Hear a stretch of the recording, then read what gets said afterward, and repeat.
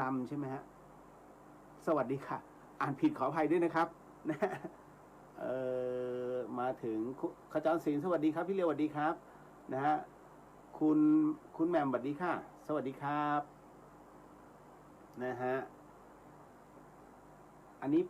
อ่านว่าคุณไผ่เนาะใช่ไหมฮะสวัสดีค่ะคุณกินเอาจริงๆนะสามัญสำนึกเฉพาะคนมีกันน้อยมาก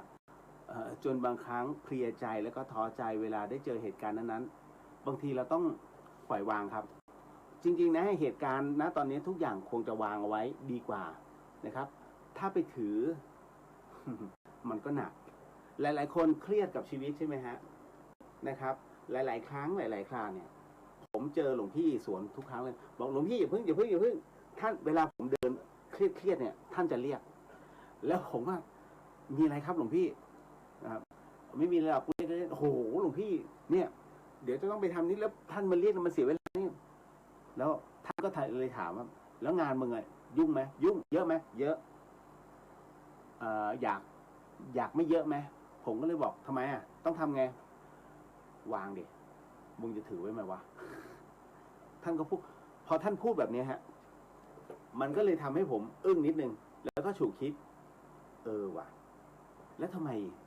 เราต้องเอาเรื่องนั้นมาคิดวะเอาตรงนี้มาคิดวะแล้วหลวงพี่บอกว่าให้วาง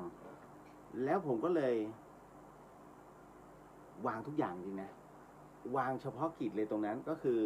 น้องๆก็รอถ่ายมันที่นี่มันจะมีสตูดิโอเพื่อผลิตงานพุทธศาสนานะครับก็หลังจากนั้นเนี่ยก็ให้เด็กๆเขารอกันผมก็นั่งหลวงพี่มีอะไรว่ามาวางแล้วตอนเนี้ยคุยไม่มีไรก็แค่อยากให้มึงสบายเนี่ยเป็นไงเบาไหมก็เบาครับนะฮะแต่เดี๋ยวกลับไปก็หนักครับหนักเพราะอะไรหนักเพราะมึงแบกไงนั่นนะคือหลวงพี่ท่านสอนทางอ้อมมันเหมือนกับว่าท่านสอนว่าถ้าเราหยิบทุกอย่างมาไว้ในตัวมันก็หนักทำไมเราไม่วางลงล่ะจะไปหยิบทำไมพร้อมกันประมาณว่าท่านสอนมึงก็หยิบไว้แค่เรื่องเดียวก่อนพอเรื่องนี้จบไปเรื่องที่สองมึงก็ค่อยแบกใหม่ไม่ต้องมาเตี้ยอุ้มค่อมแล้วเป็นไงล่ะท่านสอนอย่างนี้ฮะหลวงพี่ภัสกรภูริวัฒโนเห็นไหมครับเพราะฉะนั้นเนี่ยถึงได้บอกว่าเรื่องบางเรื่องนะครับท่านจะสอนทางอ้อมนะแต่เราต้องเก็บให้ได้แค่นั้นแหละฮะแม็กสวัสดีครับพี่เรียวสวัสดีครับผมนะฮะคุณจินชาสวัสดีค่ะคุณเรียวต้องเปลี่ยนเวลาไปสวดมนต์นั่งสมาธิก่อนเพื่อมาฟังรายการนี้ตายแล้วผมบาปกรรมที่เป่งเลยสาธุนึกกูเหมือนกับเป็นคนขัดขวางเรื่องบุญนะฮะ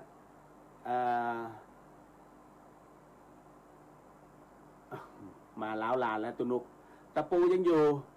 เรียวเอาเก็บไว้ไหมเอาไหมนะฮะท่านน่ะเก็บเอาไว้ดูอันนี้ที่หนึ่งที่ท่านไปทำที่ประจีนเดี๋ยวจะเล่าให้ฟังนะฮะสวัสดีครับนะฮะคุณเกื้อกูลสวัสดีครับคุณเลียวสวัสดีครับผมนะฮะก้ามปูสวัสดีพี่เลียวค่ะนะตอนนี้อยู่ไหนเนี่ยระวังด้วยเนอะนะฮะเห็นเตะเตะไปนู่นไปนี่นะคุณขวัญตาสวัสดีครับคุณเลียวสวัสดีครับผมแฮปปี้สวัสดีครับพี่เลียวสวัสดีครับนะฮะแล้วก็มาถึงอ้าวพี่ชายเปิดในขับเฮาด้วยครับเปิดไม่ได้ผมไลฟ์อันนี้อันเดียวไม่เป็นไรครับพี่นะครับคุณจินภัทรพี่เลียวครับหนังสือหรืองานเขียนที่อาจารย์ภัสกรท่านเขียนไว้พอหาอ่านได้จากทางไหนบ้างจริงๆเนี่ยมันมีอีบุ๊กนะฮะเดี๋ยวจะมีรู้สึกจะมีหลายๆคนที่เข้ามาขอผมไว้แต่ตอนนี้เดี๋ยวต้องบอกก่อนว่าหลังจากที่ประชุมในเครือญาติทั้งหมดแล้วเนี่ยนะฮะท่านบอกว่าให้เป็นลิขสิทธิ์ของธรรมสถานเองไม่ได้หวงนะฮะที่มันเป็นอีบุ๊กแต่ถ้าท่านใดอยากจะพิมพ์เราก็ไม่ได้ห้ามเหมือนกันนะฮะถ้าพิมพ์เนี่ยจะดีมากนะครับจะเป็นธรรมทานที่ดีมากเพราะว่าหนังสือของหลวงพี่เนี่ยตอนนี้เห็นไหมพอสังขารตัวตนท่านไม่มีหนังสือท่านเนี่ยมีค่ายิ่งสิ่งหนึ่งที่มันหายไปเนี่ยนะครับแล้วควรค่ามากที่สุดก็คือปฏิจจสมุปบาทของหลวงพี่นั้นเนี่ยนะฮะ ถือว่าเป็นสิ่งสำคัญมาก แล้วก็ผมไม่มั่นใจว่าต้นฉบับนั้นอยู่ที่ไหนนะฮะแต่ถ้าพิมพ์ได้ปฏิจจสมุปบาทกับสมดุลโลกสมดุลใจเนี่ยฮะสุดยอดนะฮะแค่แจ้งมาที่ธรรมสถานว่าอยากจะพิมพ์แล้วขอนิดนึงแล้วกันคือพิมพ์เอาไว้ให้หน่อยว่าจะใช้แจกเนี่ยเป็นธรรมทานกี่เล่มนะฮะไม่ใช่หรอกเราจะได้ขอมาไว้เป็นสต็อกด้วย นะฮะเดี๋ยวน่าจะมีคนที่ส่งตามอีบุ๊กให้นะครับนะคุณอรทัยสวัสดีค่ะคุณเลียวที่อังกฤษชาวแพนด้าค่ะโอ้โหนะฮะตอนนี้ที่อังกฤษก็น่าจะช่วงกลางวันใช่ไหมฮะนะฮะอันนี้คุณกลิ่นถ้ามีพิมพ์เมื่อไหร่ช่วยบอกด้วยนะคะขอบคุณมากค่ะเดี๋ยวอาจจะต้องให้หลวงพี่นุกเป็นคือท่านก็รับหน้าที่เป็นรองผู้อำนวยการของที่นี่นะครับยังไม่ได้เป็นทางการยังไม่ได้หมายถึงว่าท่านยังไม่ได้ขึ้นเป็นผู้อำนวยการอย่างเป็นทางการนะครับก็ณตรงนี้ท่านจะดูแลทั้งหมดเลยเพราะท่านก็เหมือนเป็นผู้อำนวยการเนี่ยเพราะว่าพระอาจารย์วิสุวัฒน์นะฮะท่านมีหน้าที่เยอะทั้งรักษาการเจ้าอาวาสนะครับวัดฝายหินแล้ววันนี้ที่ถ่ายทอดอากาศทั่วโลกเลยนะครับรวมถึงที่จังหวัดเชียงใหม่เนี่ยนะครับ FM 104.50 เมกะเฮิรตซ์พระอาจารย์วิศวัตรท่านก็เป็นผู้อำนวยการสถานีวิทยุด้วยแล้วต้องบอกว่าวัดฝายหินเนี่ยถือว่าเป็นวัดเดียวในจังหวัดเชียงใหม่เลยที่มีช่องในการขยายหรือว่ากระจายในส่วนของธรรมะเนี่ยมากที่สุดเพราะพระอาจารย์เนี่ยท่านอยากจะเผยแผ่ธรรมะออกไปให้ได้กว้างที่สุดดังนั้นเนี่ยการบริหารแค่บนวัดท่านก็ปวดหัวแล้วล่ะ ส่วนธรรมสถานท่านก็เลยปล่อยให้หลวงพี่นุกนะฮะเป็นผู้จัดการนะตรงนี้ทั้งหมดนะฮะมาอีกอันนึงนะฮะคุณเอพิลสวัสดีค่ะสวัสดีฮะคุณสาวินีสวัสดีค่ะสวัสดีนะครับนะฮะอันนี้น้องกุ้งสวัสดีค่ะนะฮะสวัสดีจ้านะฮะสวัสดีค่ะเพื่อนเรียวสวัสดีค่ะเพื่อนนะฮะคุณยาฉัตรชาราสวัสดีค่ะคุณเนสวัสดีครับผมนะขออภัยด้วยนะถ้าผมอ่านชื่อท่านใดที่ผิดแต่บางทีผมไม่ได้เก่งภาษาอังกฤษนะผมเด็กอาร์ต คุณสิริรักษ์สวัสดีครับพี่รักษาสุขภาพด้วยนะคะขอบพระคุณมากฮะก็ดูแลตัวเองอย่างสุดๆนะจะออกไปไหนผมคิดแล้วคิดอีกแอลกอฮอล์นี้แทบจะฉีดตัวเองเมาฮะถ้าดื่มได้คงดื่มแล้วล่ะ กล่าวว่าเขาบอก35ดีกรีมันคงจะดับข้างในได้ พูดเล่น คุณชายชาสวัสดีครับพี่เลียวสวัสดีครับผมนะอันนี้พี่ชายนะฮะชินกิจจันตันสตูลเปิดในคลับเฮาส์ด้วยครับอยากจะเปิดพี่ชายผมใช้อันเนี้ยคือ iPhone ตัวเนี้ยมันไลฟ์ในส่วนของเรียวเดเฮียนเดี๋ยวมันก็มีเครื่องนะกะว่าอันนี้ไว้ให้โฟนอินนะครับแต่ว่ายังเดี๋ยวก่อนเก็บไว้ก่อนนะครับโอ้เธอที่รักสุขสันต์วันสงกรานต์ครับพี่เลียวสงกรานต์ทิพย์สาธุนะครับมาถึงอันนี้สวัสดีครับพี่เลียวน้องอันนี้เบบี้มูนนะฮะเมย์สวัสดีครับพี่เลียวสวัสดีครับคุณเพนจานสวัสดีครับสวัสดีครับนะฮะคุณอันนี้อ่านว่าผมอ่านไม่ออก นะฮะคุณอะไรเนี่ยพุกใช่ไหมฮะคุณพุกกี้ใช่ไหมสวัสดีค่ะนะฮะคุณคณิษฐาสวัสดีค่ะสวัสดีครับโอ้ยรู้สึกเขินคนฟังเยอะแล้วมันเขิน นะฮะใช้ Apple Live นะฮะคุณปิยสิทธิ์สวัสดีครับผมสวัสดีครับโมทนาสาธุนะฮะคุณชลิตาสวัสดีค่ะจากเยอรมันนะคะชัดเจนดีมากค่ะตายแล้วหน้าผมไปอยู่ยันเยอรมันนะครับ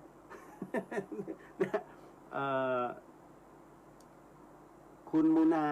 ใช้ Apple Live เถอะค่ะภาพชัดแล้วไม่แพง นะฮะ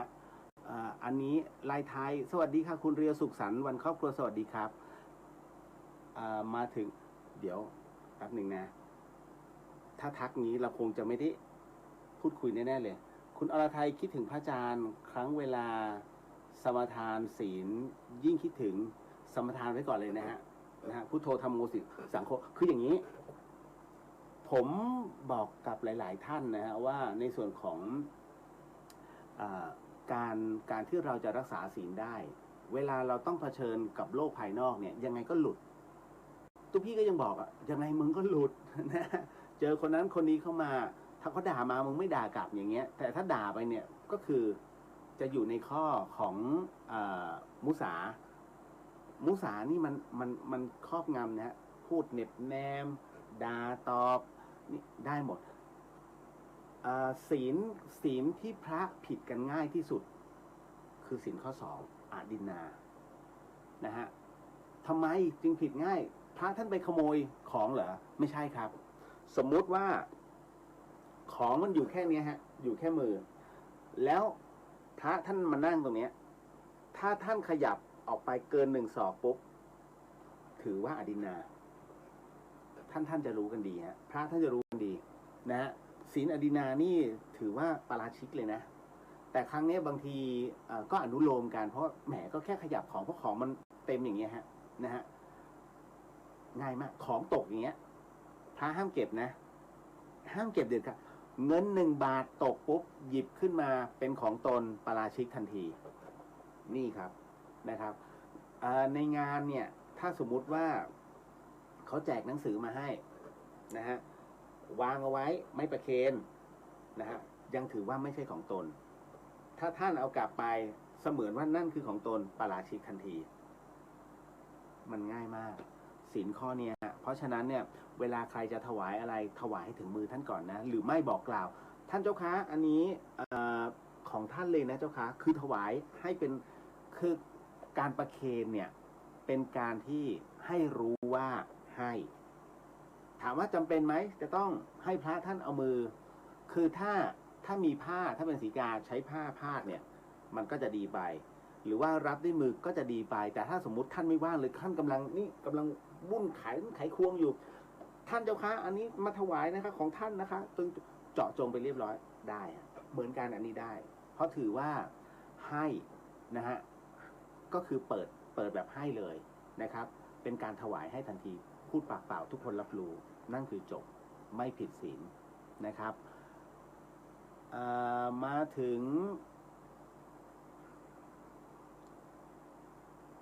คุณสุภัสศักดิ์ใช่ไหมฮะเว็บบอร์ด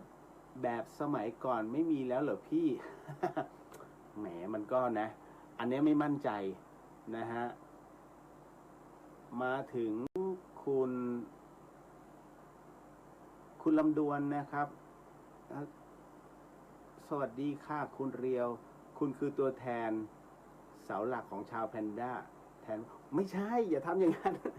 ผมไม่ใช่ผมแค่เป็นลูกพี่ลูกน้องกับท่านแล้วก็เป็นคนที่เอาเรียกว่าใกล้ท่านมากที่สุดแล้วกันแล้วก็หลวงพี่นุ๊กอีกรูปหนึ่งที่อยู่กับท่านมาตลอดนะฮะโอ้โหขนลุกเลยอย่าทักแบบนี้ ผมไม่เทียบกับท่านไม่ได้นะฮะผมแค่เก็บธรรมะของท่านเก็บเรื่องราวของท่านแล้วก็เอามาเล่าสู่กันฟังแค่นั้นเองครับถือว่าเป็นการนินทาสไตล์บุญ เดี๋ยวโดนท่านตบ มึงใช้คำพูดถ้าจะชอบแบบเนี้ยผมจะเหมือนท่านอย่างคือไม่ค่อยชอบใช้ศัพท์แบบทั่วไป นะฮะผมก็ถูกท่านด่าตำหนิใช้คำว่าตำหนิแล้วกันนะฮะอันนี้คุณจุฬารัตน์สวัสดีครับพี่เรียวสวัสดีครับผมนะฮะสวัสดีฮะคุณอมรอันนี้คุณลำดวนสวัสดีค่ะสวัสดีครับไตเติ้ลไฮแปลว่าสูงใช่ไหมนะฮะคุณทิติรัตน์สวัสดีค่ะวันนี้ได้ดูคุณเรียวทุกครั้งจะดูย้อนหลังขอบพระคุณนะฮะอันนี้คุณปุ๊กหนูเขียนในให้เวอร์เฉยๆค่ะปุ๊กก็โอเคนะคะ ขอบพระคุณครับนะฮะคุณมุนาบอกว่าพวกแพนด้าทั้งนั้นเลยตายแล้วมาเข้าสู่เรื่องราวของหลวงพี่ภัสกรก่อนผมค้างเรื่องราวเมื่อวานนะครับคืออย่างนี้ ผมทิ้งว่าทำไมพระเนี่ยทุกวันนี้ค่อนข้างจะทุกข์ใจแต่ท่านพูดไม่ได้ผมเป็นฆราวาสผมพูดได้ทุกข์ใจตอนที่ออกบิณฑบาตนะทั่วประเทศฮะไปที่ไหนก็แล้วแต่นะฮะยกเว้นอีสานเพราะอีสานท่านเคร่งนะฮะแล้วชาวบ้านจะรู้นะครับที่บอกทุกข์ก็คือการใส่น้ำลงไปในบาตรไม่ว่าจะเป็นแก้วหรือว่าเป็นขวดนะฮะน้องเนนไงเนนก็คือถ้ายังไม่ถึง20ก็คือเนนแต่ถ้าถึง20แล้วถ้าท่านไม่บวชก็ยังเป็นเนนนะฮะคุณเคยเห็นเนนอายุ35ไหมยังเป็นเนนอยู่นะแต่ทุกคนสวัสดีค่ะหลวงพี่ไม่ใช่ท่านยังเป็นเนนอยู่40ไม่ยอมบวชสักทีมีเยอะฮะแต่คราวนี้ถ้าเจอเนนเด็กๆอ่ะนะฮะประมาณสัก10 กว่าขวบเนี่ยบวชภาคฤดูร้อนเนนเจ้าคะรับน้ำหน่อยค่ะแล้วเอาน้ำขวดขนาดนี้1,500 ลิตรสัก3 ขวดถวายเนนเพื่อเป็นสิริมงคลกับโยมและครอบครัวถามว่าเป็นสิริมงคลกับครอบครัวแล้วเนนล่ะนะฮะเนนมึงเดินเหงื่อไหลอ่ะแบบ1,500 ลิตรล่อเข้าไปเท่าไหร่แล้ว1,000 ลิตรก็ล่อไป1 กิโลแล้ว3 โล4 โลอ่ะแถมบาทอีกดงแดงกรรมนะฮะ นะฮะคือเรื่องราวตรงนี้ถึงได้บอกว่าผมไปทุกที่ผมจะถามแล้วท่านมีปัญหาไหมเรื่องที่โยมเนี่ยใส่น้ำลงในบาตรทุกรูปบอกเหมือนกันว่ามันจำเป็นเพราะว่าโยมนั้นหรือว่าแม่ค้าท่านเขาก็เตรียมไว้เป็นชุดอยู่แล้วนะฮะแล้วคราวนี้ด้วยความที่ตัวเองอยากได้บุญครบหมายถึงว่าอ๋อท่านตายไปฉันตายไปนี่ฉันอย่างน้อยแกงนี้กูก็ชอบกินมีน้ำมีน้ำพร้อมเลยเดี๋ยวยังไม่เคยตายกันเลยใช่ไหม ผมก็จะพูดที่ยาไก่ยังไม่เคยตายเลยใช่ไหมถามคนตายแล้วดิคือผมมาเคยตายนะฮะแต่ว่าในส่วนของจะได้รับอานิสงส์ผลบุญตรงนั้นเนี่ยยังไม่ถึงขนาดที่เราต้องมานั่งกินของเราแต่คราวนี้พี่ในส่วนของที่พูดคุยกันอยู่ก็คือเป็นแก๊งที่ตายแล้วฟื้นไม่ใช่ผมคนเดียวนะที่ตายแล้วฟื้นยังมีอีกหลายๆคนที่ตายแล้วฟื้นอย่างตายไปประมาณสักวันครึ่ง3 วันยังมีฮะ3 วันแล้วฟื้นนะครับอันนี้คือหนักสุดคือ3 วันแล้วฟื้นนั่นนะฮะแล้วโชคดีมากตรงที่ตอนที่เขาตายเนี่ยเขาไม่ได้ฉีดฟอร์มาลีนแล้วญาติสั่งกำชับเลยว่าห้ามฉีดเด็ดขาดนะฮะจะเป็นกฎโรงพยาบาลไม่สนนี่คือร่างกายของญาติฉันนะฮะเพราะจริงๆแล้วเนี่ยผมมาคุยกับเขาเนี่ยเพราะว่าเขาสั่งเอาไว้ว่า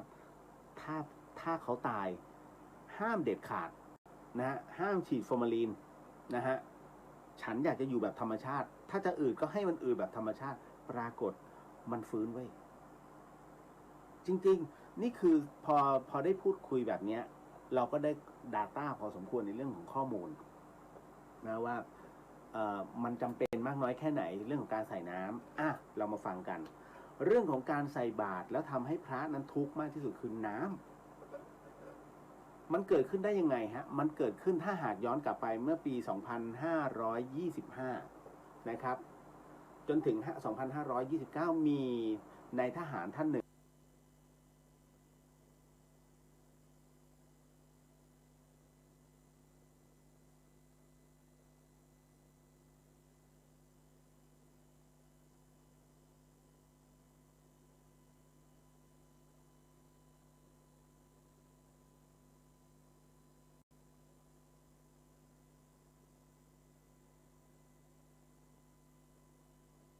ชื่อว่า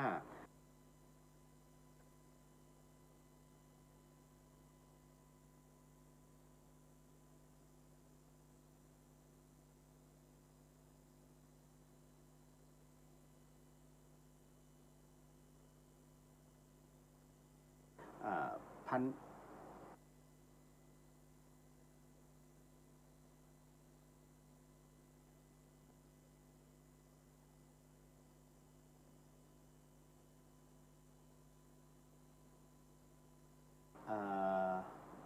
เมื่อกี้ว่าจะเล่า ก็เหมือนกับเขาไม่ให้เล่าอ่ะ เฮ้ยผมลืมชื่อจริงๆนะอ๋อพันเอกท่านพันเอกสนอจินตรัตน์นะฮะไม่มีสคริปต์นะผมบอกก่อนเวลาผมเล่ามันเป็นเรื่องราวที่เก็บสะสมแล้วพูดออกไปนะฮะน้องๆที่ฟัง FM 104.50 มาเคยหรือว่าพ่ออุ้ยแม่อุ้ยเนี่ยท่านจะรู้ว่าแฟนรายการผมเนี่ยถ้าเมื่อไหร่ก็ที่ผมเล่าอยู่แล้วปุ๊บมันช็อตในที่สามารถรับรู้อันนี้คือเรื่องราวของพันเอกสนอจินตรัตน์นะฮะในขณะที่ตายแล้วสามารถรับรู้นะฮะว่าคนต่อไปหรือว่าในหมู่เพื่อนฝูงของเขาเนี่ยใครบ้างที่จะตายเพราะเขาเห็นชื่อแต่ละคนตอนที่จะถูกส่งกลับมาพันเอกสนอจินตรัตน์นั้นรอบแรกที่ตายไปเนี่ยนะฮะท่านเดินไปในความมืดพร้อมกับท่านบอกอย่างนี้ว่าไปเจอฝูงผู้คนมากมายเดินไปพร้อมๆกันในความมืดแต่ตัวไม่ชนกันเลยมันจะโผล่ไปแค่ไหนก็ตามไม่ชนกันมันเหมือนมีประเภทม่านบาเรียหรือว่าเป็นขั้วบวกขั้วลบอ่ะของแม่เหล็กอ่ะฮึบปึ้งแล้วมันจะเด้งออกมันจะไม่ชนกันแล้วคราวนี้ฮะในขณะนั้นเองเนี่ยท่านก็บอกว่าในขณะที่เดินไปรู้สึกหิวข้าวถ้าหิวข้าวแล้วเดินไปเนี่ยไปเจอเหมือนกับเป็นกระต๊อบหลังเล็กๆนะฮะมีแคร่นะฮะมีแคร่ไม้ไผ่อยู่ที่หน้าแคร่ไม้ไผ่นั้นมีสำรับอาหารนะฮะตั้งอยู่ใหญ่มากท่านพันเอกสนอนั้นหิวก็เลยเดินเข้าไปขอกินก่อนเลยฮะซัดเลยพอคำแรกเข้าไปเนี่ยข้าวเข้าไปคำแรกโอ้ยร้อนมากพอร้อนเสร็จปุ๊บซดน้ำแกงซดไปร้อนเหมือนถูกไฟลวกร้องใหญ่เลยก็มีเสียงหนึ่งนะฮะคาดการว่าน่าจะเป็นนายนิตยบาลนะฮะมาบอกว่านั่นไม่ใช่ของเจ้านะฮะก็คือยมทูตมาบอกนั่นไม่ใช่ของเจ้าของเจ้าอยู่นี่ก็คือข้างกระต๊อบที่ข้างกระต๊อบนั้นจะมีสำรับข้าวเล็กๆนะฮะเป็นข้าว1 ถุงแล้วก็น้ำพริกกะปิผักแล้วปลาทู1 ตัวพันเอกสนอบอกว่านี่คืออาหารท่านแกจำได้เลยว่านี่คืออาหารที่แกใส่บาตรแล้วเป็นการใส่บาตรโดนเมียบังคับฮะถูกเมียบังคับมันก็เลยทำให้อาหารชุดนี้ที่แกได้กินคืออาหารที่แกถูกเมียบังคับให้ใส่บาตรพระพอกินเสร็จปุ๊บนะฮะรู้สึกว่าเผ็ดร้อนนะฮะอยากกินน้ำพออยากกินน้ำเสร็จปุ๊บโอ้หันไปจ้วงเลยฮะตรงแค่ยายตรงแค่กระต๊อบนะเป็นน้ำลอยดอกมะลินะฮะพร้อมกับขันพันเอกสนอก็ตักจ้วงแล้วดื่มไม่ได้มันเป็นน้ำที่ร้อนมากร้อนลวกอ่ะนะฮะเสร็จปุ๊บเสียงนั้นก็ดังมาอีกรอบนะฮะนั่นไม่ใช่น้ำเจ้าเพราะตอนมีชีวิตอยู่เจ้าไม่เคยทำบุญฟังให้ดีฮะเจ้าไม่เคยทำบุญหรือใส่บาตรด้วยน้ำเลยนะฮะขออภัยไม่ใช่ใส่บาตรเจ้าไม่เคยทำบุญด้วยน้ำเลยนะครับเพราะณตรงนี้นี่เองพอพันเอกสนอนั้นมีโอกาสกลับมาคือก่อนกลับมาเนี่ยนะฮะประมาณว่าเอาตัวมาผิดยังไม่ถึงคาดแล้วสายตานั้นเหลือบไปเห็นรายชื่อที่มีจดเอาไว้เนี่ยนะฮะเป็นแถวยาวเลยฮะแล้วสายตาไปสะดุดเห็นมีชื่อเพื่อนพันเอกสนอจำได้แล้วนี่คือเพื่อนของท่าน3 คนนะฮะ3 คนนะที่สนิทกันแล้วจำได้เลยว่าชื่อนี้นามสกุลนี้วันตายของวันนี้นะฮะแต่ละคนถูกแล้วก็ถูกเมมโมรี่ไว้พอฟื้นขึ้นมาได้นะสิ่งแรกที่พันเอกสนอทำคือการบรรยายธรรมทันทีเลยฮะเรื่องของการทำบุญเรื่องของการใส่บาตรทำบุญด้วยน้ำนี่นู่นนั่นตั้งแต่นั้นเป็นต้นมาประเทศไทยมิติใหม่ทุกคนใส่น้ำขวดตอนเมื่อก่อนเป็นขวดคุณนะฮะแล้วก็ใส่บาตรด้วยน้ำพระเนรลำบากมากถามว่านะตรงนี้ทำผิดหรือทำถูกพระวินัยให้บาตรมานะฮะพระพุทธเจ้าให้บาตรมาแค่ใส่อาหารประทังชีวิตของพระสงฆ์เพื่อบำเพ็ญไม่ได้ให้ใส่น้ำมาขนนะฮะแล้วขึ้นวัดเวลาเดินบิณฑบาตทีเป็นกิโลนะ นะฮะเพราะฉะนั้นเนี่ยไม่ให้เดินระยะสั้นพระเนี่ยรับอาหารได้แค่2 บาทแล้วห้ามล้นด้วยฮะล้นผิดพระวินัยเพราะฉะนั้นเต็มที่1 บาทบางรูปกลับวัดแล้วแค่นั้นเลยฉันพออยู่นะฮะก็ปัจจุบันมีอนุโลมครับเพราะว่าพระบางรูปท่านมีหมาแมวที่โยมเอามาปล่อยนะให้เป็นกรรมของพระจริงๆไม่ใช่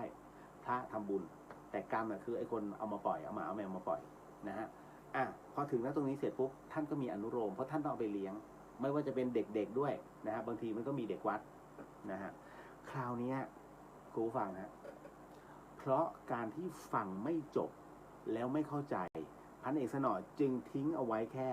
ต้องทำบุญด้วยน้ำเท่านั้นเลยกรรมมาเลยฮะจริงๆการทำบุญด้วยน้ำต้องฟังให้จบนั่นหมายถึงว่าเมื่อซื้อน้ำมาเป็นแพ็คแล้วไม่ใช่ทำกับท่านเอาไปถวายที่วัดนั่นคือทำบุญด้วยน้ำหรือเมื่อก่อนเนี้ยวัดไหนที่เขาขาดแท้งน้ำทำบุญด้วยแท้งน้ำนะฮะหรือว่าต่อท่อประปาเข้าวัดอย่างนี้เป็นต้นนะเพราะฉะนั้นเนี่ยมันเป็นการเข้าใจผิดหมดเลยแล้วทำให้กรรมเนี่ยมันไปตกกับพระตอนที่เดินแล้วถามว่าโยมได้บุญไหมโยมเลยยิ้มอิ่มใจจำได้ไหมฮะสมดุลโลกสมดุลใจที่หลวงพี่ภัสกรสอนอยู่จำกรณีของคนที่ทำกรรมโดยไม่รู้ตัวได้ไหมครับนะฮะมีผู้ชายคนหนึ่งกินกล้วยหอมแล้วก็โยนทิ้งเปลือกทิ้งไปปุ๊บแล้วก็กลับบ้านปรากฏว่าในขณะเดียวกันอีกไม่นานก็มีคุณยายคนหนึ่งเดินมาตึ๊ดแล้วก็เหยียบเปลือกกล้วยหอมนั้นลื่นหกล้มหัวทิ่มตายสุดท้ายถามว่ากรรมนั้นตกที่ใครตกที่ยายสับเผ่าหรือเปล่าไม่ใช่ตกที่คนทิ้งฮะแม้ไม่ได้ตั้งใจแต่ตัวนั้นเป็นเศษกรรมของตัวเองที่กระเด็นมาหาเหมือนกันทำบุญเสร็จแล้วด้วยน้ำเนี่ยกลับไปด้วยสบายใจแต่พระเนรเดินกันกล้ามเป็นมัดเลยเหงื่อตกซิกห่างไป2 โลทรมาน2 โลพระเนรทรมานมากแค่ไหนตัวกรรมตีกลับเข้าหาคนที่ใส่บาตรมากขนาดนั้นเพราะฉะนั้นถึงได้บอกว่าทำไมบางคนทำบุญไม่ขึ้นวะก็นี่ไงมันมีเหตุของฟรีจึงไม่มีในโลกทุกสิ่งนั้นกรรมยุติธรรมเสมอฮะเมื่อพระเหนื่อยโยมก็ต้องเหนื่อยตามก่อนที่จะประสบผลสำเร็จคืออานิสงส์ที่เราได้รับในการทำบุญแต่ไอตอนที่พระแบกกลับเนี่ยมันทุกข์เพราะฉะนั้นคุณต้องเผชิญทุกข์ก่อนเพราะตัวกรรมมันตีกลับมาก่อนไงถูกไหมนะฮะแล้วจากนั้นเนี่ยอิ่มบุญและเรื่องของความสำเร็จตามมาเก็ตหรือยังฮะเพราะฉะนั้นการที่ท่านพันเอกสนอตายครั้งที่1แล้วออกมาแล้วปาฐกถาทั้งหมดเลยสมัยก่อนไม่มีถ่ายทอดแบบนี้เป็นเทปสถานีวิทยุทั่วประเทศนะฮะฟังได้ใน YouTube จริงๆเรื่องนี้ผมฟังมาตั้งแต่เด็กๆแล้วตั้งแต่เรียนมัธยมเลยนะฮะโอ้โหนะฮะท่านผู้นี้นี่แล้วฟังผมจะฟังตลอดผมจะฟัง2ท่านพันเอกสนอกับพระพยอมนะฮะแล้วก็มีคุณหมอในแพทย์อีกคนหนึ่งที่ตลกหน่อยพูดธรรมะอันนั้นน่ะผมจะฟังแค่นี้ แล้วก็ฟังทุกอย่างนั่นน่ะผมถึงเนี่ยอ๋อท่านพูดไม่จบนั่นนะครับแล้วพอตายครั้งที่2ครั้งแรกพอท่านตายเสร็จปุ๊บท่านก็ไปบอกเพื่อนเอ้ยมึงระวังจะตายวันนี้เพื่อนด่าไอ้นี่มาแช่งนะฮะคือไม่มีใครเชื่อท่านเพื่อนทั้ง3 คนที่ท่านเห็นชื่อบนกระดานน่ะหูฟังไปบอกแล้วไม่มีใครเชื่อแถมถูกไล่ออกจากบ้านด้วยซ้ำเมียเพื่อนก็ไล่ด่ากลับทำไมต้องมาแช่งผัวเขาท้ายที่สุดแล้วนะฮะคนที่1ที่ท่านพระเอกสนอบอกเนี่ยตายในวันที่พระเอกสนอบอกเลยมึงจะตายวันนี้แล้วตายจริงฮะหลังจากนั้นคนที่2ตายตามไปเลยพอคนที่2ตายตามไอ้คนที่3ขวัญผวาฮะเฮ้ยทำไงนะกูจะทำไงนะฮะทั้งที่เคยไล่ท่านออกจากบ้านสุดท้ายแม้จะทำอะไรก็ตามแม้จะทำบุญด้วยแค่ไหนก็ตามเนี่ยกรรมก็คือกรรมทุกอย่างถูกลิขิตด้วยตัวกรรมดังนั้นคนที่3จึงตายในวันที่ท่านพระเอกสนอนั้นบอกไว้ก็เป็นงั้นจริงๆคราวนี้ละฮือฮากันใหญ่เลยเฮ้ยมันเป็นเรื่องจริงนี่ว่าที่ท่านพระเอกสนอได้พูดแบบนั้น คราวนี้ใส่ใหญ่เลยฮะทุกอย่างเมื่อก่อนไม่มีน้ำคราวนี้มาเป็นแก้วนี่โอ้ยแม่ค้าเพื่อผลกำไรทำหมดกูใส่เป็นชุดนี่ฮะคุณมีสิทธิ์ที่จะไม่เอาน้ำก็ได้นะฮะผมแนะนำว่าคืนน้ำให้แม่ค้าไปราคาจะได้ลดลงนะครับหลังจากนั้นตายครั้งที่สองตามวันเวลาที่กำหนดไหมไม่ครั้งที่สองเนี่ยพันเอกสนอตายเลทฮะแต่ตายแล้วฟื้นล่ะฟื้นก็ฟื้นเลทบอกว่าจะตายไปแค่2 วันปรากฏว่าตายวันที่3ถึงฟื้นนะฮะแล้วคราวนี้ครั้งที่3กำหนดตัวเองว่าเพราะว่าเห็นไงว่าจะต้องตายอีกทีหนึ่งก็กำหนดตัวเองว่าจะต้องตายอีกรู้สึกอีก2 ปีมั้งอีก2 ปีต่อมาจะเป็นท่านจะตายครั้งที่3แล้วก็จะบอกกำหนดตัวเองว่าจะฟื้นกลับมาแต่ปรากฏว่าไม่ฟื้นฮะที่ไม่ฟื้นเนี่ยผมก็มาเก็ตในภายหลังเลยเพราะว่าท่านไปเปิดเขาเรียกไปเฉลยลิขิตของสวรรค์มันก็จะเป็นอย่างนั้นนะฮะเพราะฉะนั้นเนี่ยเรื่องเดี๋ยวผมบอกกันว่าที่ผมเล่าเนี่ยให้ฟังเป็นนิยายนะฮะอย่ามาเชื่อผมบอกแล้วกาลามสูตรตั้งแต่ต้นเลยนะฮะดังนั้นเรื่องราวตรงนี้มันมีความเป็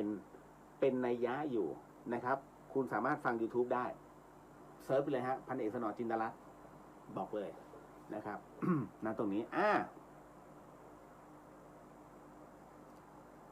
ก็นิดหนึ่งนะครับคุณอันนี้มาถึงคุณมุนาบอกว่ามีศรัทธาก็ต้องใช้ปัญญาด้วยไม่เช่นนั้นจะกลายเป็นว่าทำบุญเปื้อนบาปถูกต้องครับโมทนาสาธุฮะคุณพิมพ์พันเอกสนอเคยฟังในรายการอาจารย์ยอดค่ะสนุกมากนะฮะนะครับคุณนงรักขอบคุณนะคะสาธุค่ะคุณอันนี้อ่านว่าสุวรรณญานะครับสวัสดีค่ะสวัสดีฮะนะครับผมเอาละอันนี้คุณเบนนะฮะโมทนาสาธุนะครับคุณอรทัยบอกสะดุดค่ะพอดีผมไม่แน่ใจมันในเรื่องของ Wi-Fi นะครับมาหนึ่งเรื่องนะครับอันนี้ต้องบอกก่อนว่าครั้งต่อไปเวลาทำบุญนะครับถ้าจะถวายน้ำให้ไปถวายที่วัดนะครับก็เสียเวลาหน่อยนึงแต่บุญได้เต็มร้อยกรรมจะไม่ตกถึงคุณเลยเพราะว่าเวลาเราใส่บาตรเนี่ยเราโมทนาด้วยใจนะครับเต็มที่เลยสุดจิตสุดใจถามว่าโอ้โหฉันต้องไปทำงานเนี่ยเดี๋ยวการใส่บาตรเนี่ยนะฮะก็ใส่ไปตอนเช้าแล้วถ้าจะต้องไปวัดเมื่อไหร่ที่ว่างคุณซื้อน้ำแพ็คไปแล้วก็ถวายบุญไม่มีหมดอายุนะถ้ายังไม่ถูกใช้บางคนสงสัยฮะว่าเราต้องกรวดน้ำตอนเช้าเลยหรือเปล่าฉันไม่มีน้ำก็กรวดแห้งไปยะถาให้ผีสัพพีให้คนจำได้นะฮะยะถาให้ผีสัพพีให้คนเพราะนั้นเวลาท่านขึ้นยะถาเนี่ยให้ผีก็น้อมไว้นะฮะจนกระทั่งพอท่านจบเสร็จปุ๊บก็คือโมทนาสาธุไปกรวดน้ำดึกก็ได้ให้นะฮะสมมุติว่าโอ้โหฉันทำงานเหนื่อยนะครับแล้วก็หลับไป ถามว่าอีบุญที่ใส่เนี่ยใส่บาตรตอนเช้าของวันเนี้ยแล้วฉันลืมจนไปถึงเมื่อวานแล้วฉันกรวดน้ำอีกได้ไหมได้ฮะจะกรวดรวดเดียวเลยก็ได้ไหมก็ได้ฮะเพียงแต่จิตให้ระลึกถึงทำไมเขาจึงไม่นิยมให้ข้ามวันหรือข้ามได้เหมือนกันแต่ต้องแม่นเพราะอะไรรู้ไหมก็เพราะว่าสมมุติในขณะที่เราทำบุญอยู่จิตอันเป็นกุศลนั้นนะฮะเมื่อเราทำบุญเสร็จปุ๊บเราใส่บาตรเสร็จปุ๊บถ้าไม่กรวดน้ำไม่เป็นไรขับรถไปอยู่ไปเกิดชนหมาตัวหนึ่งเป้งเข้าไปจิตมันเริ่มเศร้าหมองเวลากรวดน้ำไปเนี่ยนะฮะอุทิศบุญไปด้วยแต่จิตเศร้าหมองถามว่าบุญนั้นเต็มร้อยไหมมันไม่เต็มร้อยแล้วเพราะว่าจิตมันเริ่มเศร้าหมองแต่เราต้องการเขาเรียกแบ่งอุทิศที่ใส่บาตรเมื่อเช้านี่ขอให้หมาตัวนั้นด้วยนะนี่นู่นนั่นแต่มันไม่เต็มร้อยแทนที่จะเต็มร้อยก่อนแล้วพอชนปุ๊บเสร็จปุ๊บฉันขอโมทนาส่วนทั้งหมดเนี่ยที่ฉันได้ทำในวันเนี้ย ให้มันได้กำลังเต็มที่ เพราะฉะนั้นนะฮะตัวบุญตัวกุศลเนี่ยถามว่าวิธีการมันได้เนี่ยมันได้เต็มร้อยมันได้ไหมมันมีวิธี เพราะฉะนั้นท่านถึงได้บอกว่าถ้าสมมุติว่าจะต้องข้ามไปวันสองวันนั้นเนี่ยจะต้องแม่นและไม่เกิดเรื่องเลวร้ายกับเราบุญก็จะได้เต็มร้อยกลับมาก็แค่ระลึกถึงวันนี้บุญของเมื่อวานบุญของวันก่อนนั่นแหละรวมถึงวันนี้ด้วยนะเจ้าค่ะขอให้ได้รับในส่งผลบุญเวลาเทก็เทลงดินนะฮะพระแม่ธรณีแปลว่าดินไม่ใช่ทรีฮะ ต้นไม้นะจ๊ะนะครับเพราะฉะนั้นเนี่ยเวลากรวดน้ำก็คือให้เทลงดินนะครับบุญนั้นทำไม่ยากแล้วบุญทวีคูณทำยากไหมทำยากนะบุญทวีคูณทำยากเพราะว่าเมื่อไหร่ก็ตามที่คุณพาคนที่ไม่มีความศรัทธาในพระพุทธศาสนามาทำบุญด้วยถามว่าดูดีไหมดูเป็นกุศลไหมดูเหมือนดีแต่ต้องดีให้ได้เข้าใจใช่ไหมฮะพาคนที่ไม่นับถือพระพุทธศาสนามาเนี่ยอย่างสมมติเด็กสมัยปัจจุบันเขามีความเป็นตัวตนสูงเขามีความเป็นตัวของตัวเองสูงมากมีความเชื่อมั่นกูไม่เชื่อหรอกเรื่องประเภทนี้นะฮะจนกระทั่งไหนมันก็เป็นลูกเราไว้มาไปใส่บาตรแม่ใส่เถอะนะสมมุติว่าเราใส่ไปเสร็จเฮ้ยมาใส่บังคับใส่พอบังคับใส่เสร็จปุ๊บเนี่ยถ้าเด็กติเตียนทำไมต้องใส่ล่ะอย่างนี้ว่าพระบุญที่คุณทำมันจะเป็นลบทันทีนะฮะเพราะอะไรเพราะพานะฮะเขาเรียกอามิตรเนี่ยนะฮะคือไม่ใช่มิตรทางธรรมแต่เป็นอามิตรนะฮะเพราะฉะนั้นคุณกำลังนำอามิตรเนี่ยเข้ามาลบหลู่แต่คราวนี้มันไม่ใช่แค่เป็นเรื่องตรงนั้นฮะทุกอย่างมีดีและมีเสียในเสียย่อมมีดีดังนั้นเมื่อพาอามิตรมาถามว่าเมื่อใส่บาตรเสร็จปุ๊บในขณะที่ขับรถกันอยู่แล้วคุณอธิบายว่าทำไมพ่อถึงพาเรามาใส่บาตรทำไมแม่ถึงพาเธอมาใส่บาตรรู้ไหมนะฮะอธิบายให้ฟังอธิบายในเรื่องของความดีงามอานิสงส์ผลบุญให้เขาสำรวจใจว่าเป็นไงตอนที่ใส่บาตรเนี่ยรู้สึกยังไงอย่าโกหกนะอย่าโกหกแม่ได้แต่อย่าโกหกตัวเองถ้าเขาบอกว่าก็รู้สึกดีที่ได้รู้สึกว่าสละออกไปเท่านั้นแหละฮะคุณได้บุญเป็นทวีคูณ10ไปเลยฮะบุญนี้จะเป็นคูณ10ทันทีเพราะอะไรเพราะจากอมิตรเป็นมิตรทันทีเพราะความรู้สึกของเขาเนี่ยรับอานิสงส์ในการทำบุญเต็มเปี่ยมฮะเข้าใจแล้วทำไมแม่เราถึงได้ใส่บาตรวะทำไมพ่อเราจึงชวนทำบุญวะนั่นนะพอเขาเข้าใจคุณได้แล้วพระพุทธศาสนาเขาเรียกได้ทายาททางธรรมเพิ่มมาอีกหนึ่งผมถึงได้บอกว่าการพาหมู่คณะใหญ่ๆไปแล้วถ้าเขาไม่เข้าใจนะหนึ่งในหมู่คณะติเตียนขึ้นมานี้บุญเป็นศูนย์ทันทีดีไม่ยังติดลบอีกเพราะนั้นยากมากดังนั้นเนี่ยเขาถึงได้บอกว่าเวลาจะทำบุญจงทำในหมู่เดียวกันแล้วบุญตรงนั้นมันจะได้ทวีคูณและทวีคูณเป็นหมู่สมมุติว่าต้องการลุมใครสักคนหนึ่งซึ่งมึงไม่เข้าใจในพระศาสนาเลยอยากจะทำบุญเท่ๆเพราะฉะนั้นเรารู้แล้วไอ้นี่เป้าหมายเดี๋ยวต้องอธิบายให้มันฟังพอทำเสร็จปุ๊บเขาเรียกปลุกเล้าไอ้นี่มาเล้าพูดถึงในเรื่องของบุญเนี่ยมันคืออะไรอีกคนนึงเป็นไงมั่งสบายใจไหมนั่งรถกันไปอีกคนนึงมาชวนคุยอุ้ยดีมากเลยนี่นู่นนั่นมันทำให้คนเนี้ยเริ่มเข้าใจเริ่มอิ่มเอิบแม้จะไม่เข้าใจเต็มร้อยก็ตามบุญเนี้ยได้ทั้งหมดฮะเพราะถือว่าได้มิตรทางธรรมมาอีกหนึ่งเห็นไหมมันมีแต่ความเพิ่มพูนถ้าเรารู้จักมันนะครับอันนี้คือวิธีทำบุญไม่เคยรู้ใช่ไหม นั่นแหละนะฮะนี่คือสิ่งที่ท่านมันเป็นกลเม็ดเล็กๆน้อยๆที่บางทีมันก็ต้องเฉลยกันให้ฟังนะครับคุณสมภูมิสวัสดีค่ะสวัสดีฮะอันนี้คุณรุ่งสวัสดีค่ะสวัสดีครับผมนะครับอีกหนึ่งเรื่องราวที่ผมเขียนเอาไว้ในหัวข้อนี้ก็คือว่า ในส่วนของพระภัสกรนะครับหลวงพี่ภัสกรนั้นเนี่ย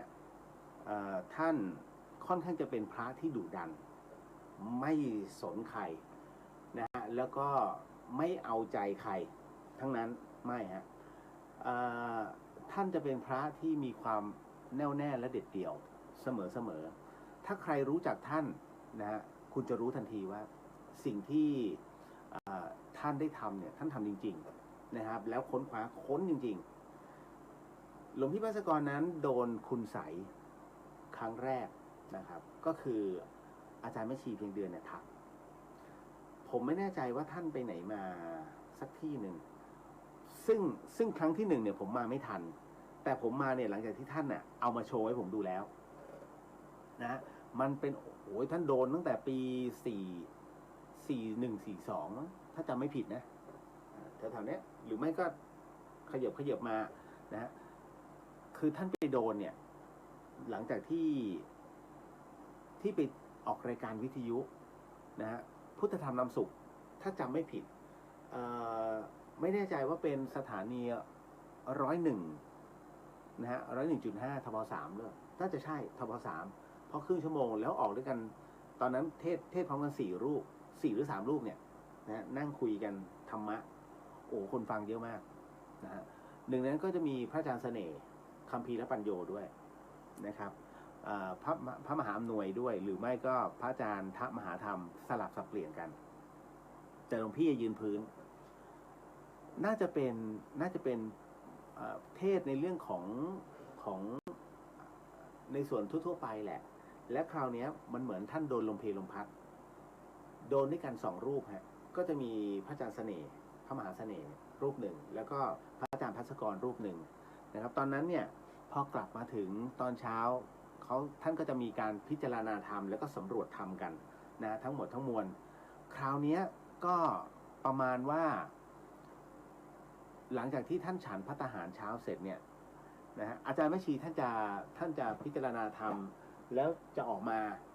มาข้างนอกอีกทีหนึ่งประมาณสัก10 โมงในช่วงนั้นเองเนี่ยเหมือนกับว่าไม่ได้เจอกันเพราะว่าหลวงพี่พอฉันเช้าเสร็จปุ๊บเนี่ยท่านจะออกไปตลาดพระนะฮะเชียงใหม่จะมี2 ที่นะฮะเขาเรียกตลาดคำเที่ยงกับตลาดทิพเนตรเป็นตลาดพระใหญ่เลยของจังหวัดเชียงใหม่ก็จะมีพระเก่าๆท่านก็จะเปลี่ยนอารมณ์หลังจากนั้นพอกลับมาเนี่ยก็จะไม่เจอแล้วบางทีท่านฉันเพลงแล้วมาเจออีกทีก็คือตอนค่ำๆเย็นๆคราวนี้อาจารย์แม่ชีท่านเนี่ยท่านก็รับแขกเยอะรับแขกในที่นี้หมายถึงว่ามีทั้งพระมีทั้งโยมพระส่วนใหญ่ท่านมาคุยเรื่องการแก้กรรมฐานโยมมาหาหลวงแม่เพราะเช็คพระแบบไหนก็คืออย่างพระพุทธรูปนะฮะผมยกตัวอย่างอย่างก็อย่างสมมตินะพระพุทธรูปอย่างเงี้ยหลวงแม่ก็จะกำแล้วจะล้อมสามเหลี่ยมเป็นพีระมิดแล้วท่านจะกำเสร็จปุ๊บแล้วถ้าองค์ไหนมีพลังเนี่ยท่านก็บึ้งเงี้ยบึ้งแบบบึ้งสะบัดเนี่ยผมก็เฮ้ยเป็นไรวะ นั่นแหละนั่นคือสิ่งที่ท่านทำทุกวันแล้วก็เช็คให้พวกนักเลงพระมานะตลอดเลยแล้วคราวนี้หลวงพี่ก็เดินเข้ามาช่วงเย็นๆหลวงแม่ก็มองหลวงแม่บอกว่ามันเหมือนหน้าท่านดำหน้าท่านคือ อันนี้ฟังเล่นๆนะฮะเหมือนกับว่าท่านสามารถมองกายทิพย์ของคนได้หลวงแม่อาจารย์แม่ชีเพียงเดือนก็เลยบอกว่าทำไมท่านไปทำอะไรมาทำไมถึงหน้าดำอย่างนี้กายทิพย์ท่านดำมากโอ้แล้วก็หลวงแม่ก็จะยกมือด้วยพระอาจารย์เสน่ห์ด้วยนะพระอาจารย์เสน่ห์ไปทำอะไรมาครับนะฮะคือทักพอทักเสร็จปุ๊บก็หาคำตอบไม่ได้พอประมาณสัก2 ทุ่มต้องเดินทางแล้วเดินทางมาจัดรายการเพราะท่านรู้สึกจะจัด3 ทุ่ม3 ทุ่มครึ่งเนี่ยประมาณเนี้ยนะเสร็จครึ่งชั่วโมงแล้วก็กลับมาตรงนั้นน่ะเสร็จปุ๊บเนี่ยรู้แล้วฮะตอนนี้ทั้ง2 รูปรู้แล้วว่าโดนของหลวงแม่เนี่ยแม้จะมีคือเราจะรู้นะฮะว่าท่านมีอภิญญาแต่ไม่สามารถจะถอนเรื่องใสดำแบบนี้ได้นะครับถ้าจะทำได้คือพระอาจารย์ใหญ่คือพระอาจารย์นพพรพระอาจารย์นพพรเนี่ยอย่าให้ถึงมือท่านถ้าถึงมือท่านเนี่ยคนที่ทำเนี่ยเสื่อมเลยเพราะว่าท่านทำย้อนกลับไปแล้วแช่งกลับว่าขอให้วิชามึงเสื่อมแล้วจะเสื่อมแล้วทำอะไรไม่ได้เลยแล้วคราวนี้ปรากฏว่ามีโยมเนี่ยมาบอกว่า เหมือนกับหลวงพี่จะถูกนิมนต์นะฮะไปที่ไม่แน่ใจว่าปราจีนหรือมีนบุรี2 ที่เนี่ยผมจำไม่ได้นะไปหาหมอคนเนี้ยเป็นอันนี้คือทำไข่ หมายถึงว่าเอาไข่มาคึงนะฮะก็หลายๆคนอาจจะคิดว่าเฮ้ยมันมีเฉลยเรื่องไข่อ่ะแล้วก็อ๋อมันปลอมมันนี่นู่นนั่นอันนี้ไม่ใช่ ท่านบอกว่าอันนี้เขาของจริง อันนี้เขาดูดขึ้นมานะฮะดูดออกมาเห็นก็คือท่านอธิบายแบบนี้ว่าเขาเอาไข่มาคึงก่อนคึงเสร็จปุ๊บแล้วก็ยกขึ้นพอยกขึ้นน่ะเสร็จปุ๊บท่านก็บอกว่าสิ่งที่ท่านเห็นเนี่ยก็คือมันเหมือนเป็นตะปูออกมาด้วยมันเหมือนไข่เป็นแม่เหล็กอ่ะแล้วดูดตะปูออกมาหลวงพี่โดนไปดึงออกมานะฮะถ้าจำไม่ผิดท่านโดนไปเกือบไม่40 ตัวก็70 ตัวอันเนี้ยไม่ใช่ว่าไปเอ็กซเรย์แล้วแบบหลวงพี่จะเกินนะท่านไม่ทำอะไรแบบนั้นเด็ดขาดนะแล้วตะปูนั้นเนี่ยที่ออกมาจากร่างท่านเนี่ยท่านเอาเก็บไว้ก็ยังอยู่เมื่อกี้ตุนุกเข้ามานะครับก็เลยท่านยังบอกเลยนะยังอยู่นี่เอาไปไหมเลียวไปไหมนะเอามาก็ได้ไม่มีปัญหาแล้วครับนั่นแหละฮะแล้วคราวนี้อันนี้ครั้งที่1ครั้งที่2ท่านไปของท่านเองท่านก็เทศแบบนี้ดุดันนะครับ สิ่งที่ทำให้ท่านต้องโดนแบบนี้เพราะท่านเทศดุดันมากๆท่านเทศแบบกระทบใครหลายๆคนเยอะมากมันก็จะมีพวกศิษย์ทั้งหลายเนี่ยที่ไม่ชอบและหมั่นไส้ก็เยอะก็ทำใส่เรื่องคุณไสยเป็นความเชื่อส่วนบุคคลนะฮะจะถามว่ามันยังมีอยู่ไหมบนโลกใบนี้มันมีมาตั้งแต่พุทธกาลแล้วฮะซึ่งเหตุที่ผมต้องตายไปชั่วคราวเนี่ยมันก็เป็นเรื่องของคุณไสยเช่นกันซึ่งผมจะไม่อาจจะไม่เล่าเรื่องส่วนตัวแต่ว่านะตรงนี้ก็เอาของหลวงพี่ภัสกรก่อนหลวงพี่เนี่ยก็เทศดุดันเหมือนกันจนกระทั่งอาจารย์ดร.กมลพรเนี่ยพาไปที่เขาสอยดาวนะฮะก็จะมีหมู่บ้านหนึ่งเขาคือจริงๆหมู่บ้านเนี้ยมันรับทำของออก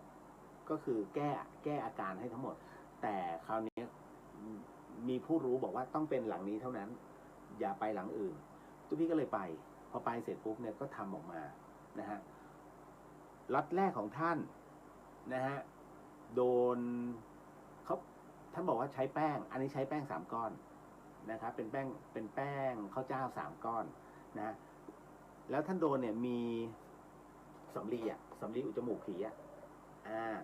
แล้วครั้งที่2แล้วก็อันนี้คือก้อนแรกนะฮะก้อนที่2เป็นดิน7 ป่าช้าที่ท่านโดน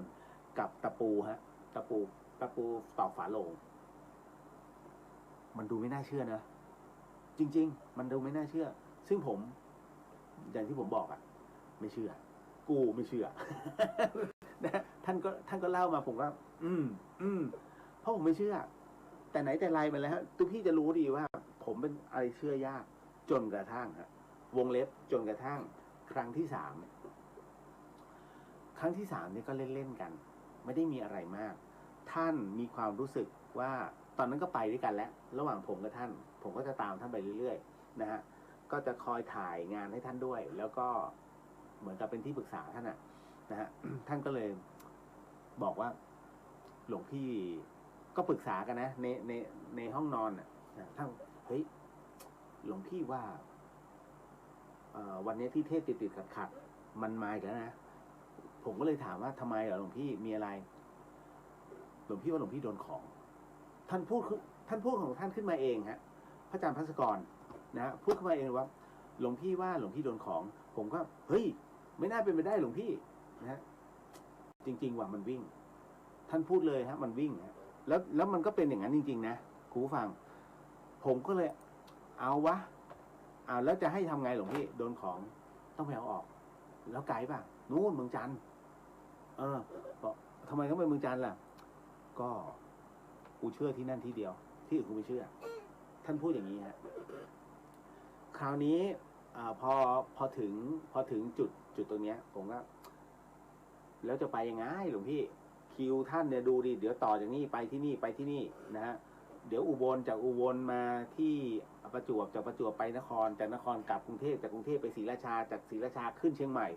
โอ้เดินสายกันนักร้องลูกทุ่งผมก็พูดกับท่านอย่างเงี้ยฮะถ้าจะไปไงมันก็ต้องหาเวลาว่ะแล้วก็มาเจียดเวลากันหลังจากนี้ประมาณเดือนครึ่ง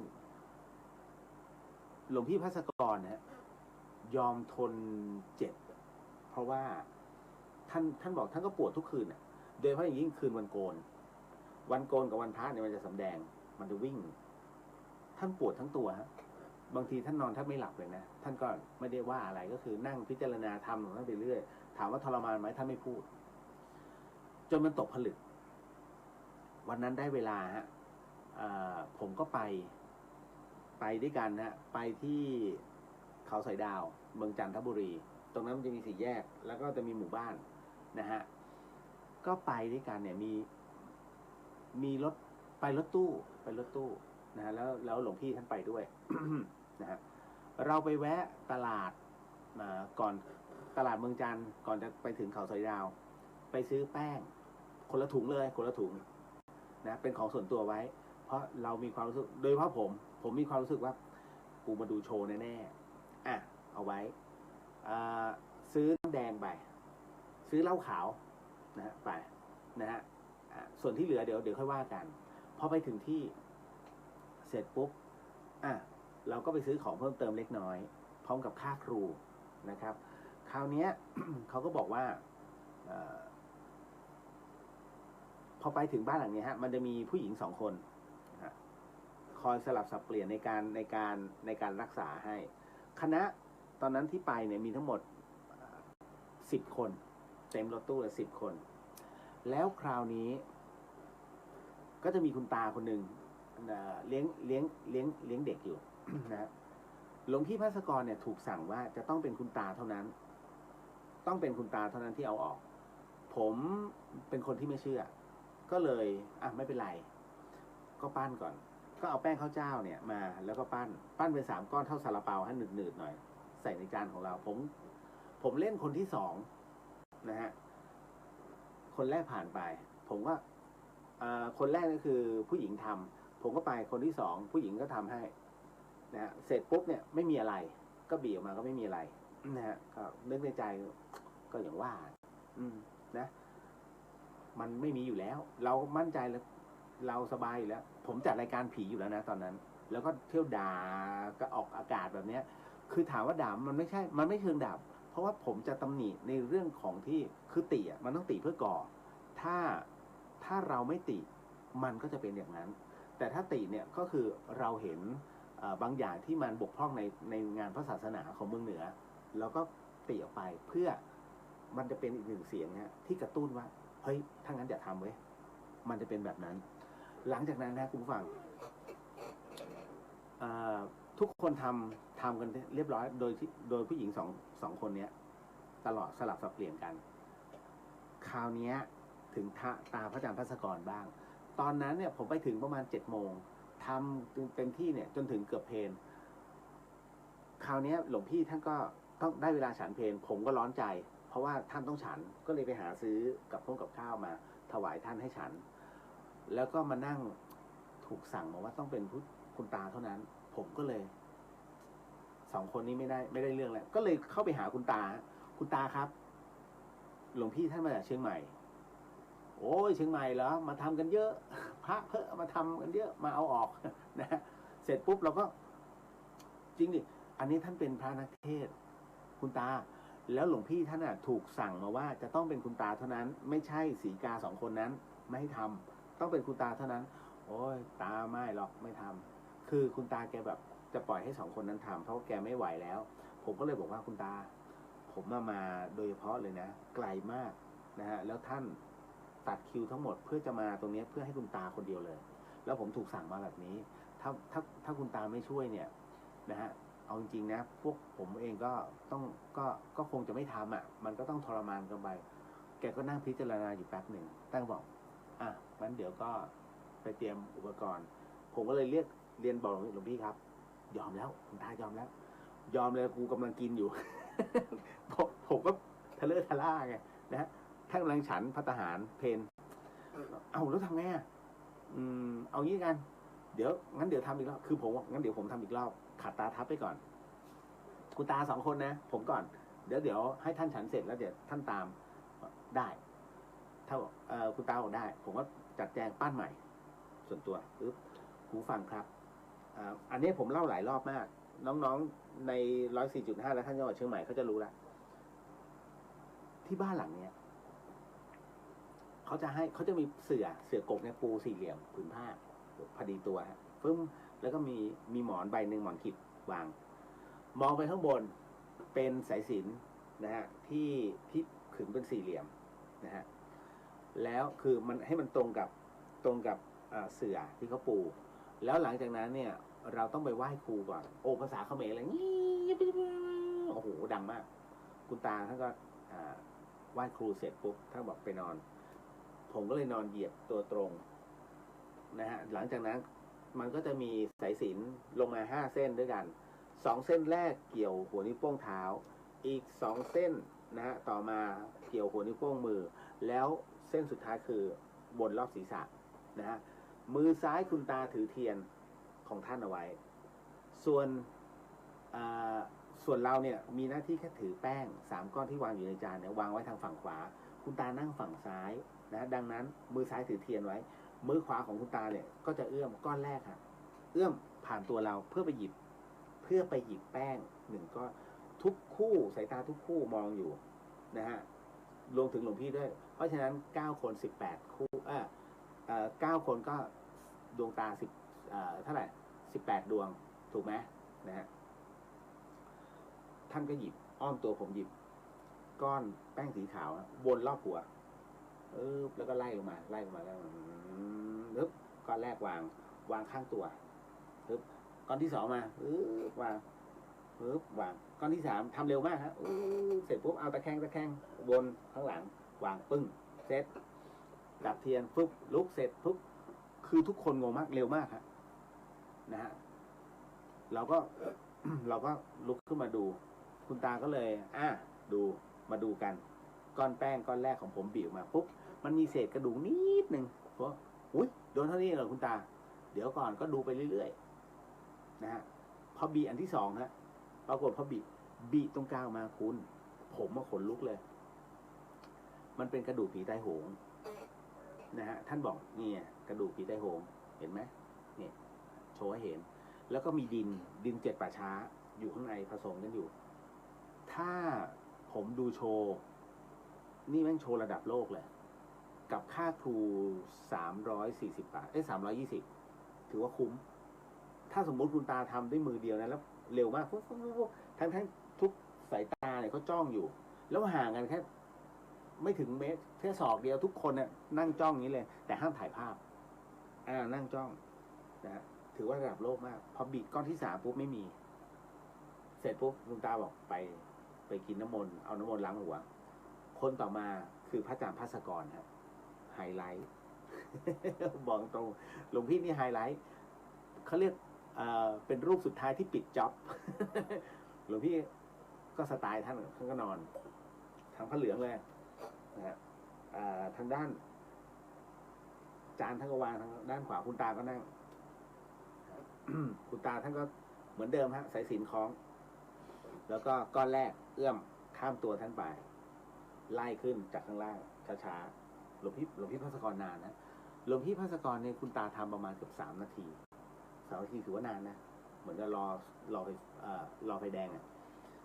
ท่านไล่ขึ้นมาตั้งแต่ปลายเท้าขึ้นมาขึ้นยันหัวก้อนแรกวางปึ้งก้อนที่2เอื้อมไปมือซ้ายยังถือเทียนอยู่นะฮะหรือข้ามเทียนดับแล้ววนรอบหัวแล้วลงมาเสร็จปุ๊บวางปึ้งก้อนที่3ก้อนสุดท้ายก็วนครึ่งเอวครึ่งหลังท่านเสร็จปุ๊บวางปั้งดับเทียนฟุบทุกคนก็เห็นผมก็ยืนดูอยู่พระพี่ชายผมไม่ยอมให้ใครมาหลอกท่านแน่ๆนะฮะผมก็เล็งก้อนแรกเอาขึ้นมาบีบก้อนแรกพึ่งอึ้งหลวงพี่ยังอึ้งเลยก้อนแรกพอบีบออกมาเนี่ยมันเห็นให้คุณนึกถึงภาพของกระเพาะปลาฮะ ใสเลยนะฮะเป็นหนังแบบนั้นใสมากแต่มันหนานะฮะหนาแบบคือมันพอดึงออกมามันเป็นแผ่นใหญ่เลยฮะซึ่งอยู่ในก้อนแป้งยัดตอนไหนวะ ถ้ายัดตอนไหนวะปรากฏว่าคุณตาบอกว่าเนี่ยโดนมานานแล้วมันคือหนังควายฮะมันคือหนังควายที่ถูกเสกเข้าไปนานมากนะฮะแต่เพิ่งจะโดนเอาออกมาแล้วคุณตาบอกโดนมานานแล้วเนี่ยมันใสนะฮะเป็นแผ่นเหมือนไอ้นี่เลยกระเพาะปลาเป๊ะเลยทุกคนก็เห็นหมดดึงอันที่สองเบี่ยงมานะอันที่สองเนี่ยมีทั้งดินเจ็ดป่าช้าแล้วยังเป็นสำลีที่อุดจมูกคนตายอยู่ในนั้นนะฮะบีก้อนที่สามฮะของหลวงพี่คุณพระช่วยเป็นเส้นผมผู้หญิงนะฮะมันไปอยู่ในก้อนแป้งซึ่งก้อนแป้งนะคือก้อนแป้งที่ท่านปั้นด้วยมือของท่านเองแล้วก็วางไว้แล้วพอคลี่เส้นผมมันถูกขมวดเป็นปมเลยฮะคลี่ยาวมากโอ้ยาวมากยาวแบบแขนเนี่ยโอ้ยมาได้ไงวะขนาดนี้ก็อึ้งคุณตาบอกหมดแล้วไปรดน้ำมนต์ท่านไปดื่มน้ำมนต์ซะหลวงพี่ไม่ให้รดแต่หลวงพี่เหมือนอาบสู้ หลวงพี่เอาการเหมือนกันเนี่ยนะกูว่าแล้วว่ากูโดนหนัก ท่านยังมีมาบ่นนะฮะเสร็จปุ๊บก็เลยเป็นอีกหนึ่งนั่นคือสิ่งที่ไปเผชิญมากับหลวงพี่ภัสกรท่านแล้วมันเป็นเรื่องที่เจอกับตานะฮะเจอกับตัวเห็นกับตาดังนั้นผมถึงคุณตานี่แน่มากจริงๆฮะนะฮะเอาล่ะเดี๋ยวนะฮะมาเข้าสู่เรื่องราวกันต่อแล้วก็คุณจินุชาบอกว่าทำไมพระอาจารย์ท่านโดนคะทั้งที่ท่านมีของขลังติดตัวมากมายช่วงที่ท่านไม่มีของขลังติดตัวก็มีฮะมันมาตอนนั้นเขาเรียกลมเพลมพัดนะแล้วอีกอย่างหนึ่งก็คือว่าบางอันของหลวงพี่ของปลอม เดี๋ยวเล่าให้ฟังนะฮะว่าทำไมถึงเป็นของปลอมนะฮะแต่ของจริงท่านก็มีนะครับไม่ใช่ว่าไม่มีเพียงแต่ว่าบางอย่างท่านพกไปมันมีปลอมนะฮะแล้วมันถูกเฉลยตอนหลังหน้าแตกเป็นแถวนะฮะอันนี้คุณจิตชัยยังถามว่าแล้วครั้งนี้เกี่ยวข้องกับเรื่องคุณใสไหมคะครั้งนี้ของท่านเป็นการถูกกรรมตัดรอนนะครับไม่สามารถบอกได้ไม่สามารถคุยได้นะครับอันนี้แต่ว่าให้รับรู้ตรงนี้แล้วกันนะจริงๆหลวงพี่ภัสกรยังมีหน้าที่เยอะเลยทีเดียวนะฮะคุณตองหวัดดีครับพี่เลียวหวัดดีครับผมนะฮะมาถึงอันนี้บ้างนะคุณกุ้งบอกคุณกุ้งบอกว่าคุณเดียวคะหนูเป็นลูกศิษย์แพนด้าที่เป็นคนจีนของอาจารย์เวลาทำบุญจิตจะมีความรู้สึกเฉยไม่ได้โน้มบุญเป็นอย่างที่คนไทยเป็นสังเกตทุกครั้งเลยค่ะจึงเตรียมใจเพื่อโน้มไปแต่จิตก็ไม่ค่อยกระตุ้นเลยค่ะ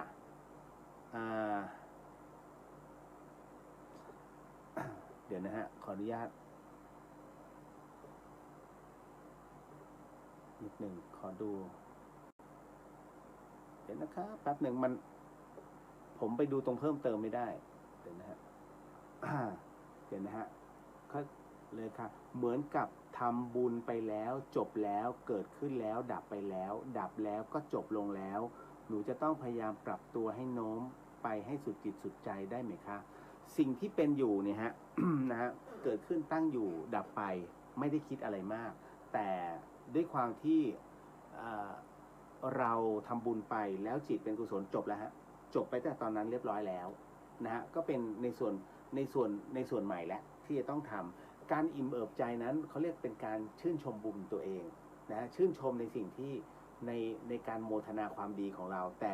มันไม่จำเป็นจะต้องทั้งวันทั้งคืนแทนที่ความชื่นชมนั้นเนี่ยเราสามารถมอบความชื่นชมเนี้ยไปแก้ไขหรือว่าสอบถามหรือตอบคำถามกับคนที่เขามีข้อสงสัยเนี่ยได้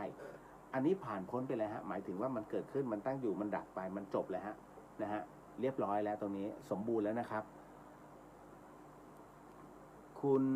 ปฐมพรพระอาจารย์ท่านเคยไลฟ์สดบอกว่าโดนพระกระเทยทำตะปู50กว่าดอกโดนผู้หญิงที่ท่านเคยทำร้องไห้เสียใจอีก50กว่าดอกเป็นตะปูต่อฝาโลงศพก็ที่หลวงพี่นุกนั่นแหละฮะใส่โอ้ท่านโดนเยอะนั่นแหละครับพี่พุทธเมื่อเช้าไปทำบุญนั่งฟังพระเทศเห็นบางคนก็นั่งพับเพียบบางคนก็นั่งขัดสมาธิอยากรู้ว่าเป็นข้อห้ามสำหรับคนนั่งฟังเทศหรือเปล่าครับว่านั่งยังไงไม่มีฮะนั่งยังไงก็ได้ให้ตัวเองนั้นสบายที่สุดพี่พุทธแต่ว่าต้องอยู่ในความสำรวมไม่ใช่นั่งเหยียดขาแล้วก็นั่งแบบอย่างนั้นก็เกินไปนะฮะไม่ว่าจะเป็นนั่งขัดสมาธินั่งสมาธิขัดสมาธิเพชรหรือว่าจะเป็นนั่งพับเพียบได้หมดแต่ขอให้อยู่ในอาการที่จิตของเราเนี่ยรับรู้แล้วก็ฟังธรรมไปด้วยการฟังเทศฟังธรรมนั้นนะฮะด้วยข้อธรรมที่ท่านเทศเนี่ยบางทีถามว่าเรามารับรู้นะตรงนี้แล้วใส่เข้าไปข้างในเนี่ยมากน้อยแค่ไหนจริงๆเนี่ยมันคือความว่างถ้าเมื่อไหร่ก็ตามที่เราเข้าสมาธิในขณะที่ท่านเทศได้ไม่ต้องมาลืมตาโอ้พระรูปนี้งามเน้อเทศงามเน้อเรื่องนั้นเรื่องนี้เน้อนะฮะง่วงครับเพราะฉะนั้นบางช่วงนะฮะเราสามารถเข้าสมาธิแล้วก็ซึมซับกับธรรมะได้นะครับเพราะฉะนั้นเนี่ยมันก็เหมือนมันเหมือนเป็นการเติมกำลังของเราเข้าไปด้วยครับพี่นะครับอันนี้พี่ไม่ต้องไปตั้งข้อสงสัยเลยเหมือนกับการนั่งสมาธิพระพุทธเจ้านั้น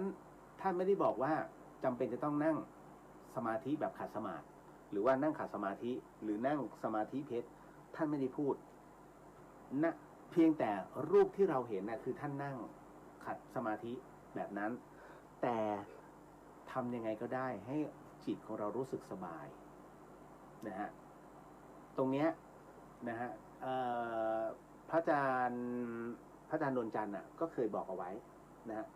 มันไม่มีในตำรานะฮะเพราะฉะนั้นยังไงก็ได้ที่เราเข้าใจของเรานะเพราะฉะนั้นทั้งหมดทั้งมวลเนี่ยไม่ว่าจะเป็นในเรื่องของบุญเรื่องของตัวจิตนะครับหรือว่าในเรื่องของกำลังทั้งหลายที่เราสามารถค้นพบได้ในตัวมันเป็นปัจจตังมันเป็นความรู้เฉพาะตนดังนั้นเราเอาความรู้ตรงนี้เอาไปบอกบางทีคนอื่นก็ไม่เข้าใจอย่างเมื่อวานที่ผมพูดเนี่ยในเรื่องของ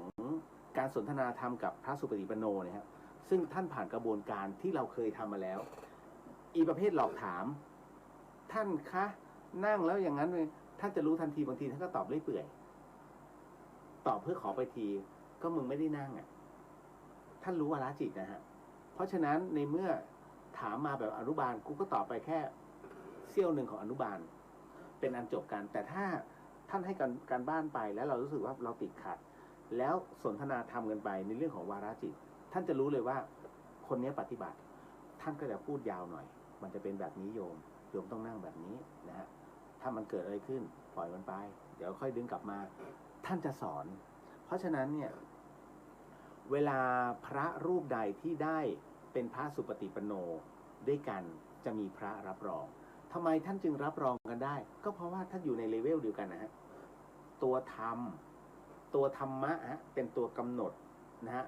ว่าวาระของท่านแต่ละรูปถึงขั้นไหนแล้วดังนั้นเนี่ยจะเห็นว่าหลวงปู่หลวงตาถึงเจอกันไหว้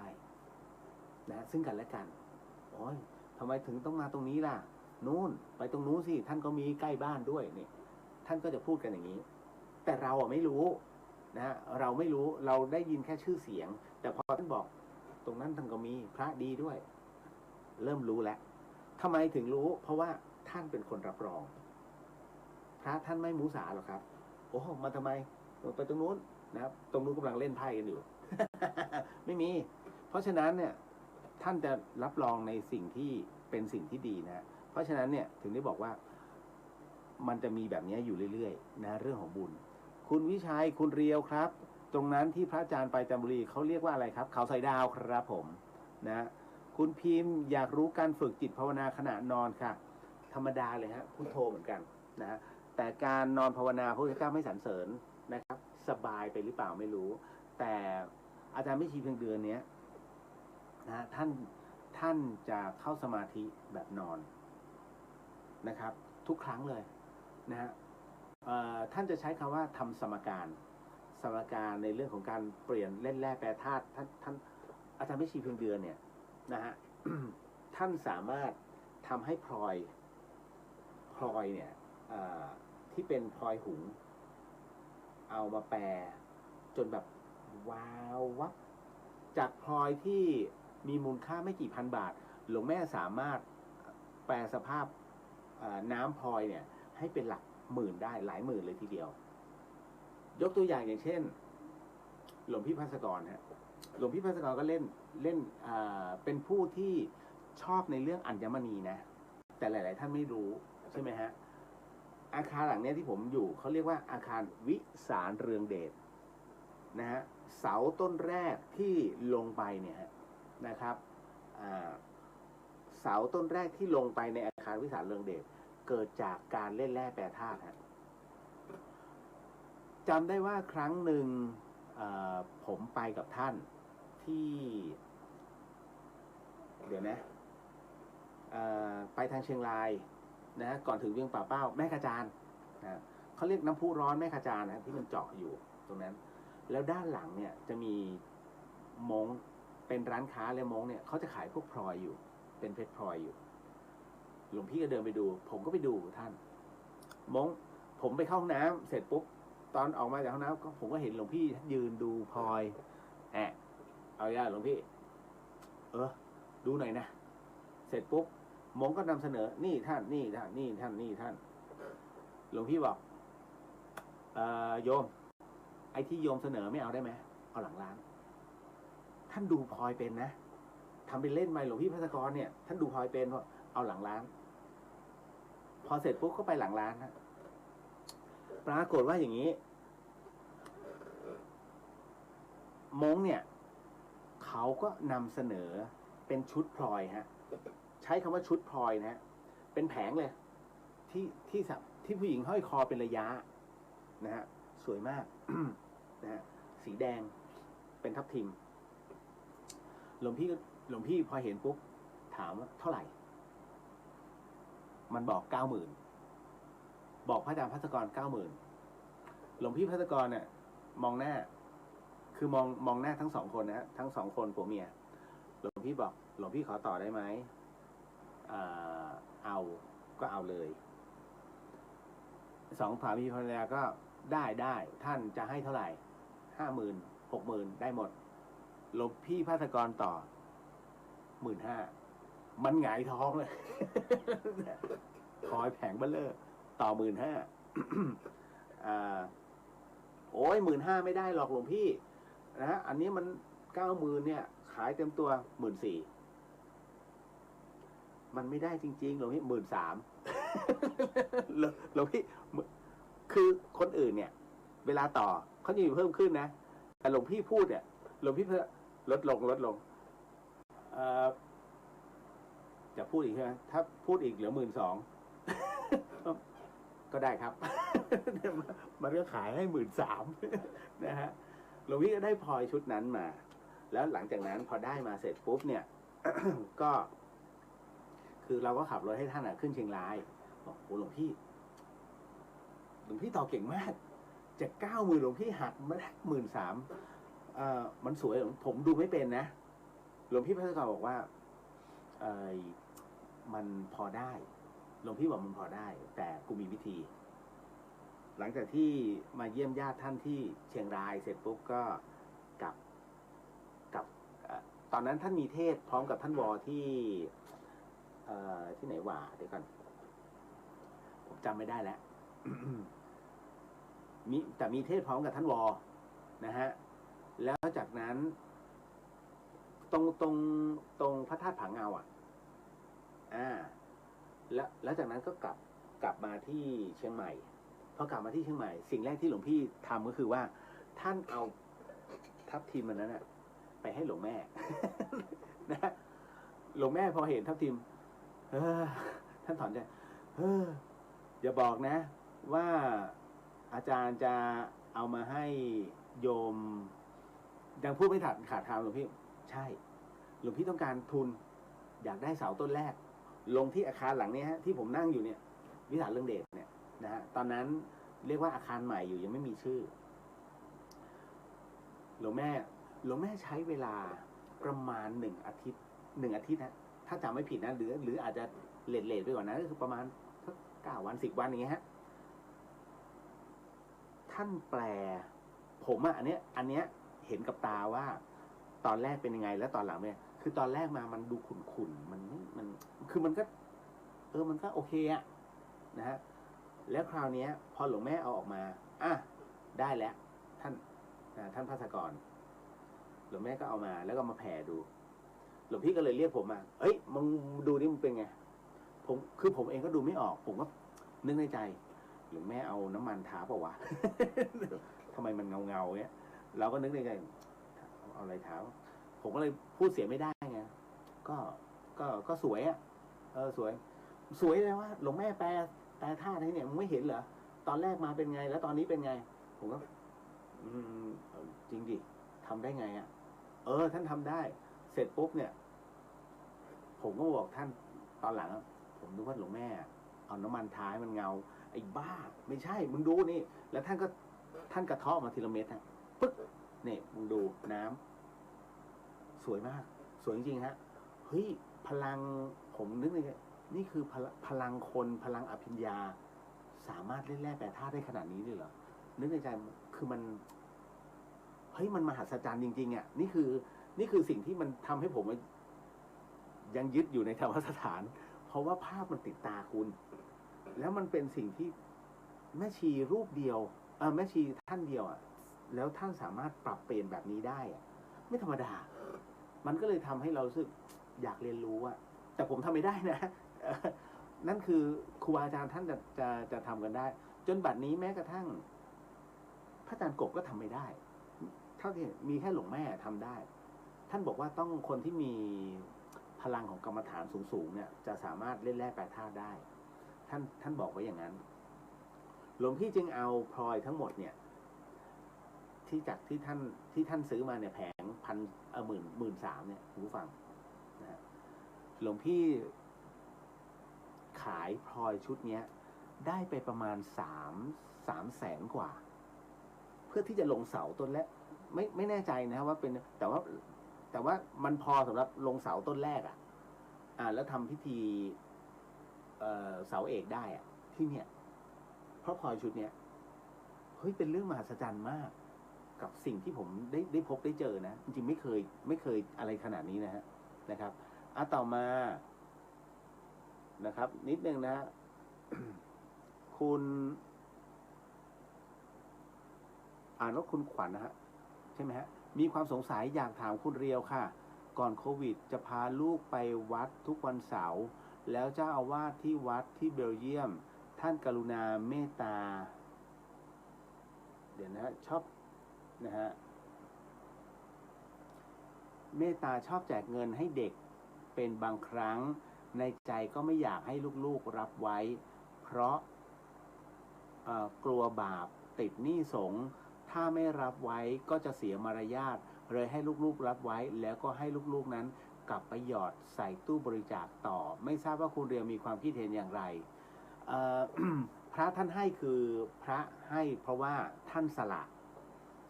ในสิ่งที่1เอ็นดู2เกินความจำเป็นของท่าน3ท่านให้เป็นนัยยะขวัญถุงนะฮะ4ดูในเรื่องของกำลังใจนะฮะท่านสามารถแจกขนาดนี้ได้ถ้าคนตีเป็นว่าท่านฟุ่มเฟือยนะฮะอันนี้คือตีเป็นลบแล้วแต่จริงๆแล้วท่านให้เนี่ยด้วยความเสน่หาอาจจะเป็นขวัญถุงก็ได้นะฮะแต่ถ้าสมมุติว่าจะหยอดกลับไปท่านก็ไม่ได้ห้ามท่านก็ไม่ได้ว่าอะไรแล้วแต่เราจะตีความแต่ว่าเมื่อท่านให้หมายถึงว่าท่านสละออกไม่เป็นไรฮะมันเหมือนกับเด็กวัดที่ได้อาหารน่ะพระเนี่ยเวลาท่านได้อาหารจากบาตรมาต่อวันเนี่ยท่านทิ้งเลยนะเสร็จปุ๊บเนี่ยถ้าเกินเพลปุ๊บสละออกทั้งหมดนะฮะเพราะฉะนั้นอาหารที่สละออกเวลาโยมมาเอาไปกลับบ้านไปนี่ถือว่าเป็นข้าวก้นบาตรนะโยมบางคนก็คิดว่ามันจะติดหนี้สงฆ์ไหมไม่ใช่มันคือสิ่งที่เขาเรียกกลับกัน กลับกันในที่นี้คืออะไรตอนที่ท่านใส่บาตรพระเนี่ยนะฮะท่านมีความรู้สึกอิ่มเอมใช่ไหมพระนั้นคือผู้รับคือผู้ขอพระบิณฑบาตนั้นพระคือผู้ขอนะฮะแต่ไม่ใช่ขอทานพระพุทธเจ้าเนี่ยบอกว่าให้พระนั้นจงเป็นตัวแทนเปรียบเสมือนให้โยมนั้นได้รู้จักนะฮะรู้จักสละในสิ่งที่ตนได้พึงมีหมายถึงว่าเป็นการสละหรือว่าชำระใจหรือว่ากำลังใจวัดกำลังใจโยมแค่นั้นเลยฮะเพราะฉะนั้นเสร็จปุ๊บพระก็เหมือนกันพอเสร็จปุ๊บท่านก็รู้สึกดีใจที่ให้ไปสละออกไปแล้วเรากลับมากินเอากลับมากินไม่เป็นไรฮะไม่เกี่ยวไม่ติดหนี้ส่งนะฮะไม่ติดหนี้ส่งนะฮะอันนี้บอกไว้ก่อน คุณเบนบอกว่าทำให้คิดถึงหลวงแม่เลยค่ะเรื่องท่านจับพลอยใช่ไหม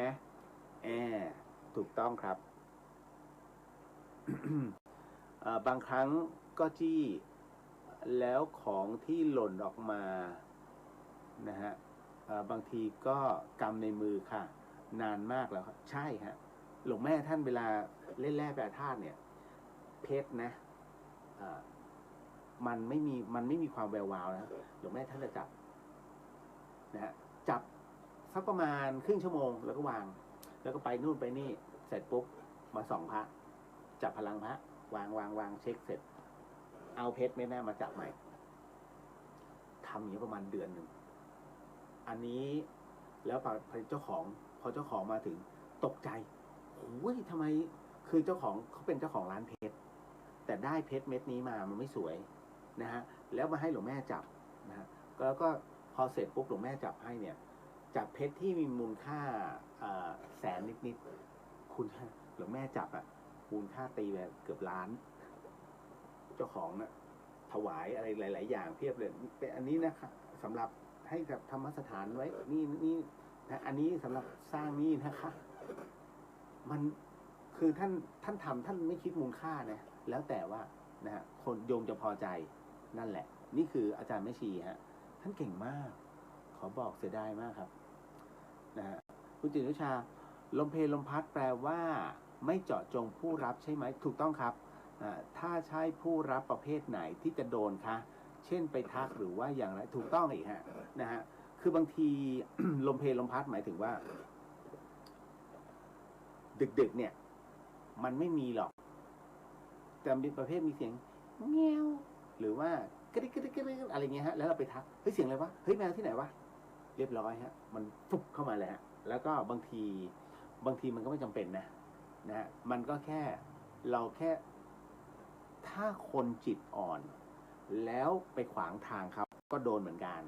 นะฮะหลวงพี่ภัสกรนั้นมีช่วงเวลาที่ท่านถอดของขลังออกด้วยนะฮะที่ผมบอก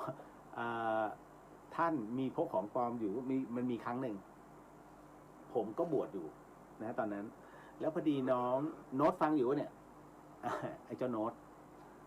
บ้านอยู่สารพีบ้านก็ทำพระทำทุกชนิดเลยนะพระลำพูเนี่ยปั้นแล้วก็ส่งท่าประจันหนึ่งในนั้นมีพระหลวงพ่อปานด้วย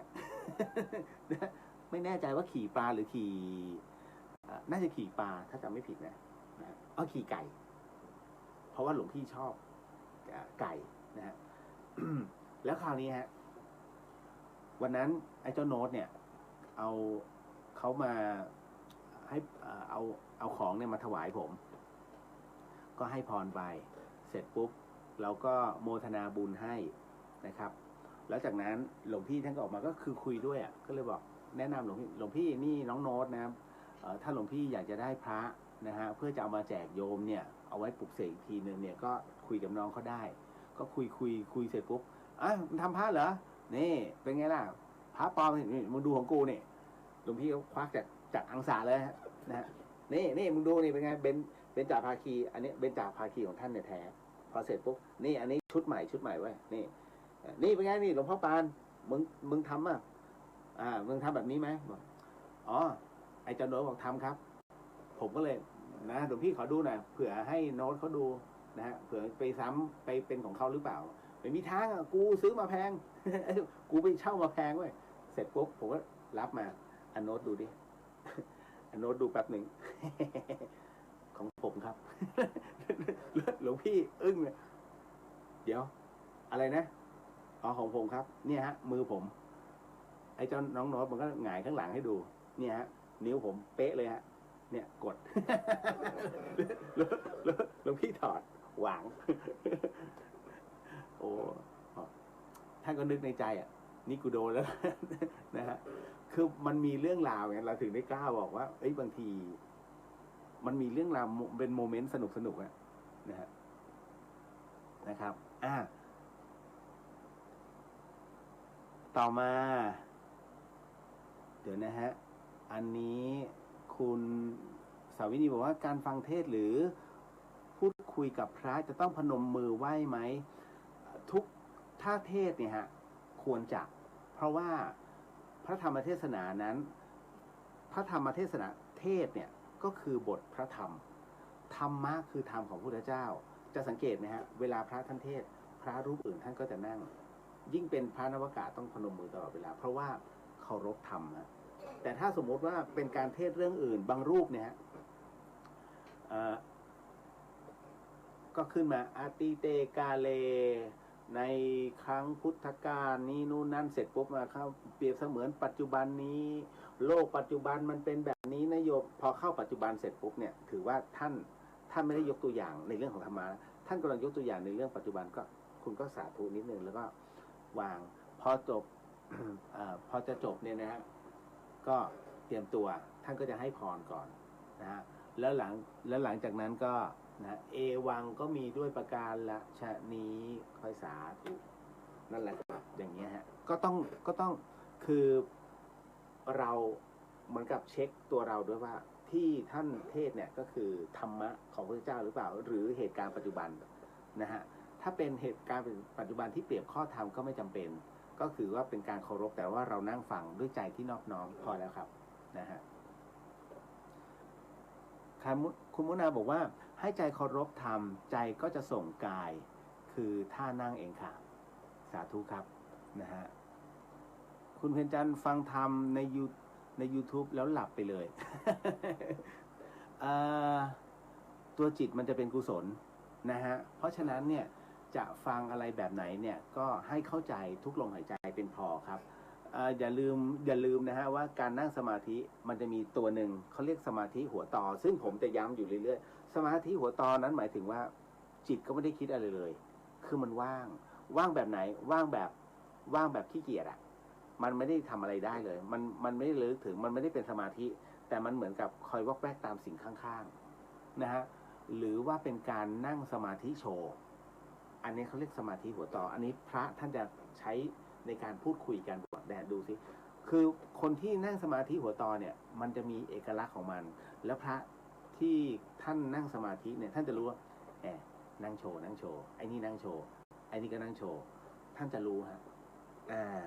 นะฮะเพราะฉะนั้นบางทีจะไปมุสาไปหลอกท่านก็ไม่ได้นะครับคุณเบย์บอกว่าแสดงว่าหลวงพ่อปานองค์นั้นของหลวงแม่ไม่ได้เช็คให้หลวงพี่หรือเปล่าคะอ๋อตอนนั้นหลวงแม่ไปอยู่บ้านจิตกุศลแล้วฮะตอนที่ท่านหน้าแตก นะฮะ คุณกุ้งบอกว่าพระอาจารย์เคยบอกว่าก่อนจะทำไลฟ์สดเสวนาธรรมยามดึกพระอาจารย์จะไม่รับลูกศิษย์เพราะท่านเป็นปัจเจกท่านไม่ชอบผูกพันกับใครแต่อาจารย์มีความผูกพันกับลูกศิษย์แพนด้าท่านเป็นคนตั้งชื่อแพนด้าและก็รับเดี๋ยวนะฮะรับเป็นลูกศิษย์ค่ะคืออย่างนี้มันมีที่มาที่ไปพอตั้งชื่อแพนด้าปุ๊บผมก็รู้แล้วแหละว่าหลวงพี่เป็นคนตั้งท่านจะเป็นอะไรที่ ตั้งแล้วมันจะแปลกๆอย่างท่านพิจารณาธรรมในเรื่องของวิปัสสนาท่านตั้งชื่อวิปัสสนาชกมวยเวลาท่านเทศนะฮะแล้วก็เวลาขึ้นสไลด์เนี่ยถ้าใครที่อบรมกับท่านเนี่ยนะฮะเข้าคอร์สกฎวิชาพุทธวิปัสสนาเนี่ยจะรู้ว่าตัวนี้ท่านก็จะมีภาพวิปัสสนาชกมวยเมื่อชกมาเราก็ชกตอบอะไรประมาณนี้นะฮะแล้วคราวนี้หลวงพี่ท่านน่ะมีประสบการณ์ฮะเมื่อไหร่ก็ตามที่คือมีครั้งหนึ่งอันนี้ท่านเล่าให้ฟังนะฮะกูเคยรับลูกศิษย์ หลวงพี่บอกเลยกูเคยรับลูกศิษย์แล้วปรากฏว่าพอรับปุ๊บ2-3 วันต่อมามันติดคุก ตำรวจต้องจับไปกูต้องไปเยี่ยมมันที่โรงพักนะฮะก็อยู่ในกรงขังอ่ะตั้งแต่นั้นเป็นต้นมาเนี่ยท่านรู้สึกว่าจะเป็นเพราะเราหรือเปล่าท่านไม่รับลูกศิษย์อีกเลยไม่รับเลยนะฮะแม้กระทั่งผมเองที่เป็นน้องเนี่ยถ้าเมื่อไหร่ก็ตามที่ผมพูดคำว่าลูกศิษย์ปุ๊บท่านจะขึ้นทันทีฮะก็ถือว่าผมเป็นลูกศิษย์ที่หลวงพี่ขึ้นเลยอารมณ์ขึ้นทันทีกูไม่รับเว้ยลูกศิษย์ไม่มีนะฮะเพราะว่ารู้สึกแล้วจะมีอีกเหตุการณ์หนึ่งเหมือนกับว่าอีกคนหนึ่งเสียชีวิตท่านก็ต้องไปงานลูกศิษย์รู้สึกมี2 คนเนี้ยท่านก็เลยมีความรู้สึกว่าไม่มีดีกว่าแล้วท่านก็จะอาศัยความเป็นภาวิไลอ่ะเป็นพวกปัจเจกนะฮะนั่นคือสิ่งที่ท่านพูดเสมอกูไม่มีลูกศิษย์ใช่ไหมฮะผมถึงได้บอกว่ากลุ่มแพนด้าเนี่ยเป็นกลุ่มที่โชคดีมากนะฮะแล้วผมบอกเลยว่าให้ระลึกเสมอฮะว่าท่านทุกท่านเลยที่อยู่ในกลุ่มแพนด้าขอบตาดำเนี่ยนะท่านคือลูกศิษย์หลวงพี่ภาสกรคนสุดท้ายนะทุกคนเลยฮะเพราะฉะนั้นเนี่ยถึงใช่ครับที่หลวงพี่ผมไม่เคยรับลูกศิษย์เลยนะฮะเนี่ยพอถึงตรงเนี้ยถูกต้องแล้วครับภูมิใจนะครับจงภูมิใจผมเองก็สามารถถ่ายทอดได้แค่บางสิ่งนะที่เป็นเรื่องราวของท่านได้อาจจะไม่มากแต่มันก็เป็นอะไรที่ทำให้หลายๆท่านเนี่ยพอจะเข้าใจความเป็นพระภาสกรได้นะน้องคนหนึ่งเดี๋ยวนะโน้ตเดี๋ยวนะฮะเอาของอะไรเนี่ยแม็กนะฮะแม็กบอกว่าการบวชจะสามารถเปลี่ยนชีวิตให้คนเราได้จริงเหรอการบวชนะฮะสามารถเปลี่ยนชีวิตคนเราได้ไหมคืออย่างนี้ต้องทำความเข้าใจก่อนในขณะที่เราเป็นฆราวาสอยู่อย่างพี่เลียวเนี่ยชื่อพุทธิสิทธิ์เดี๋ยวก็ต้องเปลี่ยนนะฮะพุทธิสิทธิ์รัตนสมบูรณ์ นะฮะถ้าผมบวชปุ๊บผมก็จะใช้ชื่อว่าพระพุทธิสิทธิ์นะฮะสมมุติฉายาอาภัสโรเห็นไหมรัตนสมบูรณ์หายไปไหนจะไม่ใช้ฮะเพราะอะไรเพราะว่าการที่ เขาเรียกว่าตายจากความเป็นปัจจุบันไปสู่โลกใหม่คือความเป็นสมณะ เพราะฉะนั้นจะเปลี่ยนชีวิตทั้งหมดเลยให้ทิ้งโลกเก่าออกไปให้หมดดังนั้นเนี่ยเลิกบวชไม่จำเป็นแต่เลิกศึกต้องมีนะฮะเพราะฉะนั้นการที่บวชนั้นสามารถเปลี่ยนชีวิตเราได้ไหมสามารถเปลี่ยนชีวิตได้แต่ไม่ทั้งหมดฮะเพราะว่าการบวชนั้นก็คือเราเข้ามาฝึกจิตฝึกใจฝึกตนโดยใช้ข้อธรรมนั้นมาเป็นตัวกำหนดตัวจิตนะฮะผู้ปฏิบัติธรรมนั้นจะรู้เลยว่าไอ้คนเนี้ยเป็นคนปฏิบัติธรรมหรือเป็นแค่นักทำบุญดูแค่อารมณ์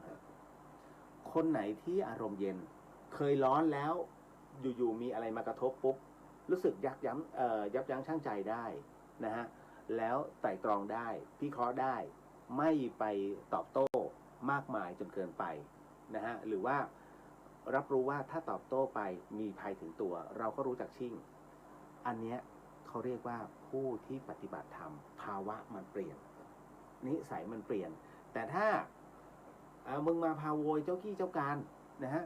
คุณทำบุญแบบนี้ไม่ได้นะคุณต้องอย่างนี้นะนี่ฮะเตรียมของหรือยังต้องเตรียมแบบนี้นะถ้าไม่เตรียมบอกฉันเดี๋ยวฉันจะไปจัดการให้มึงการค้าแล้วเนี่ยอันนี้เขาเรียกว่านักทำบุญนักแสวงหาประโยชน์กับพระศาสนาเพราะฉะนั้นเนี่ยมันก็จะมีทุกที่ฮะจะมีคนแบบนี้อยู่ต้องแยกให้ออกนิดนึงเรารู้เฉพาะเราแค่เขาแสดงอาการออกมาเราก็จะรู้แล้วว่าคนนี้แค่หากินกับพระศาสนาคนนี้แค่อยากจะมีตัวตนเลยออกหน้าแรงไปหน่อยแค่นั้นเองฮะนะครับเพราะฉะนั้นการบวชนั้นสามารถเปลี่ยนชีวิตได้จริงหรือขึ้นอยู่กับตัวเราขึ้นอยู่กับตัวตนในการฝึกแล้วเมื่อกลับออกมากลับมาใช้ชื่อและนามสกุลเดิมเราก็มาดูกันว่ามันเปลี่ยนหรือไม่เปลี่ยนแต่ส่วนใหญ่นะฮะ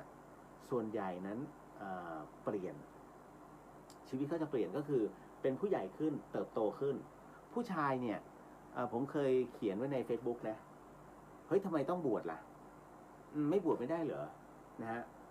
มันไม่จำเป็นมั้งสมัยนี้การบวชคือต้องบอกก่อนว่า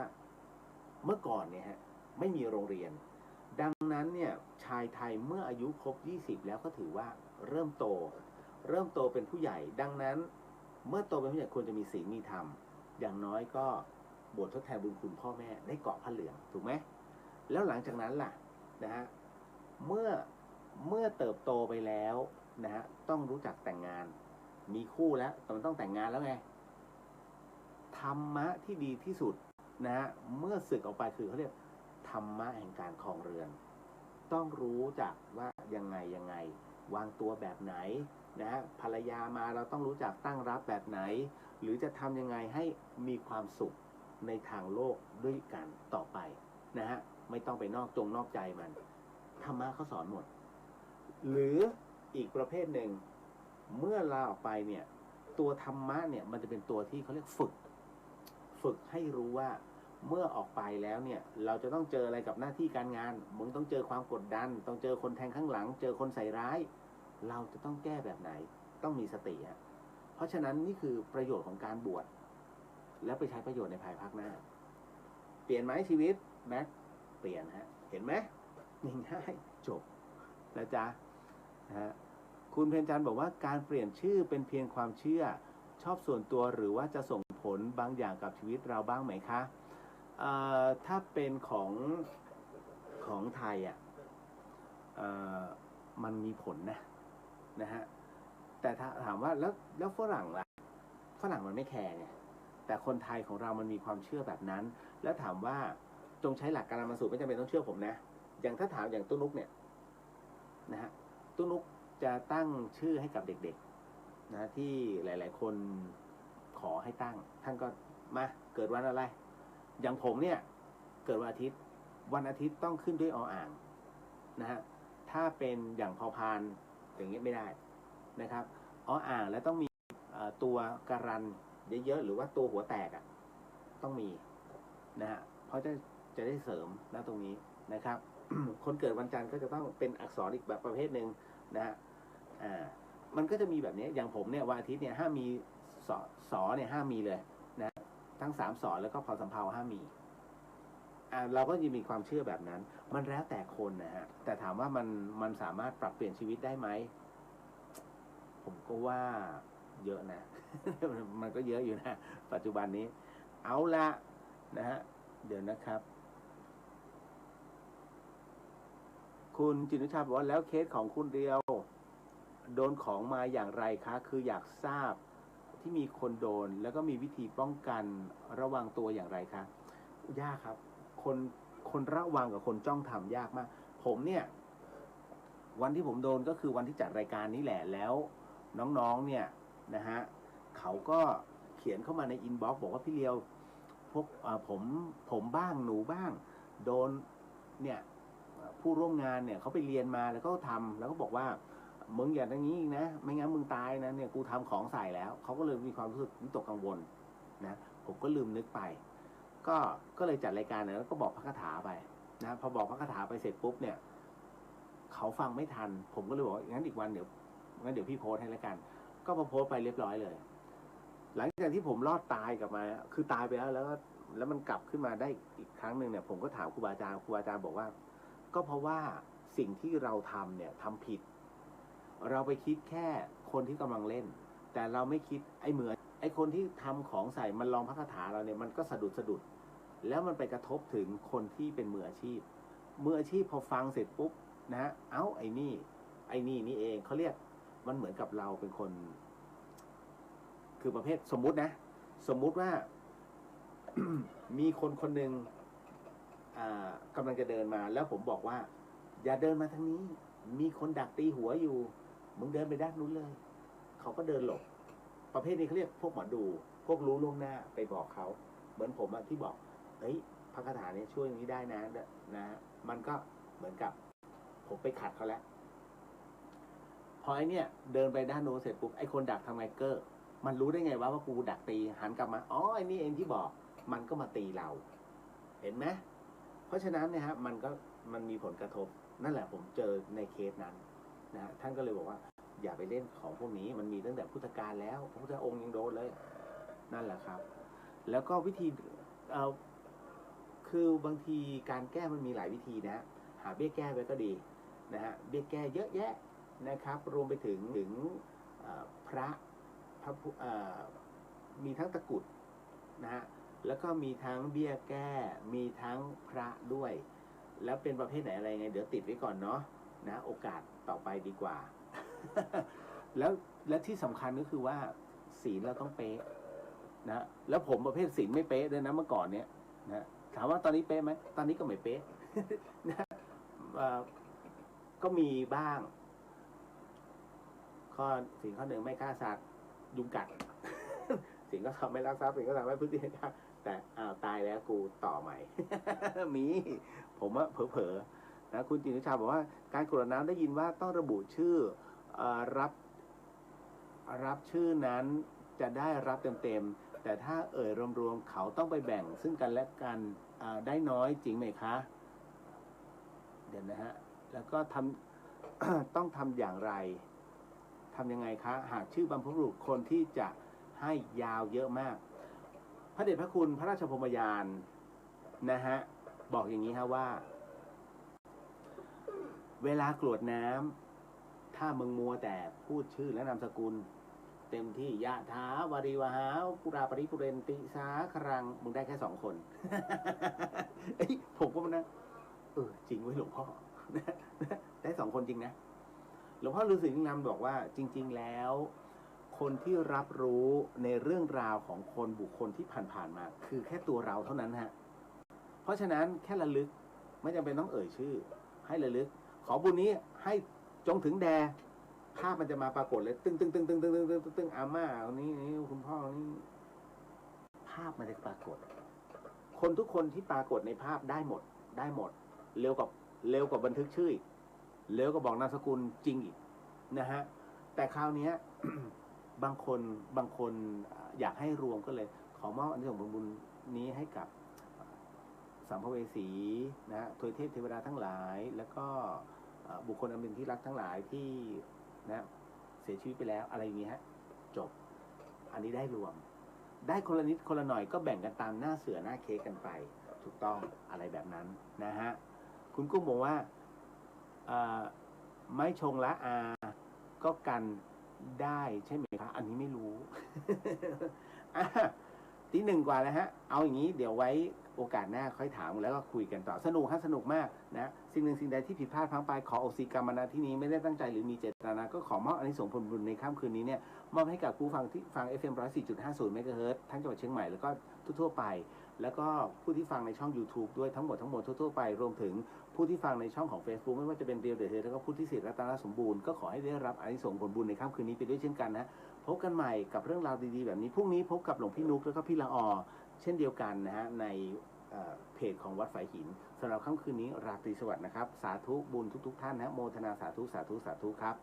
อานิสงส์ผลบุญนะครับบ๊ายบาย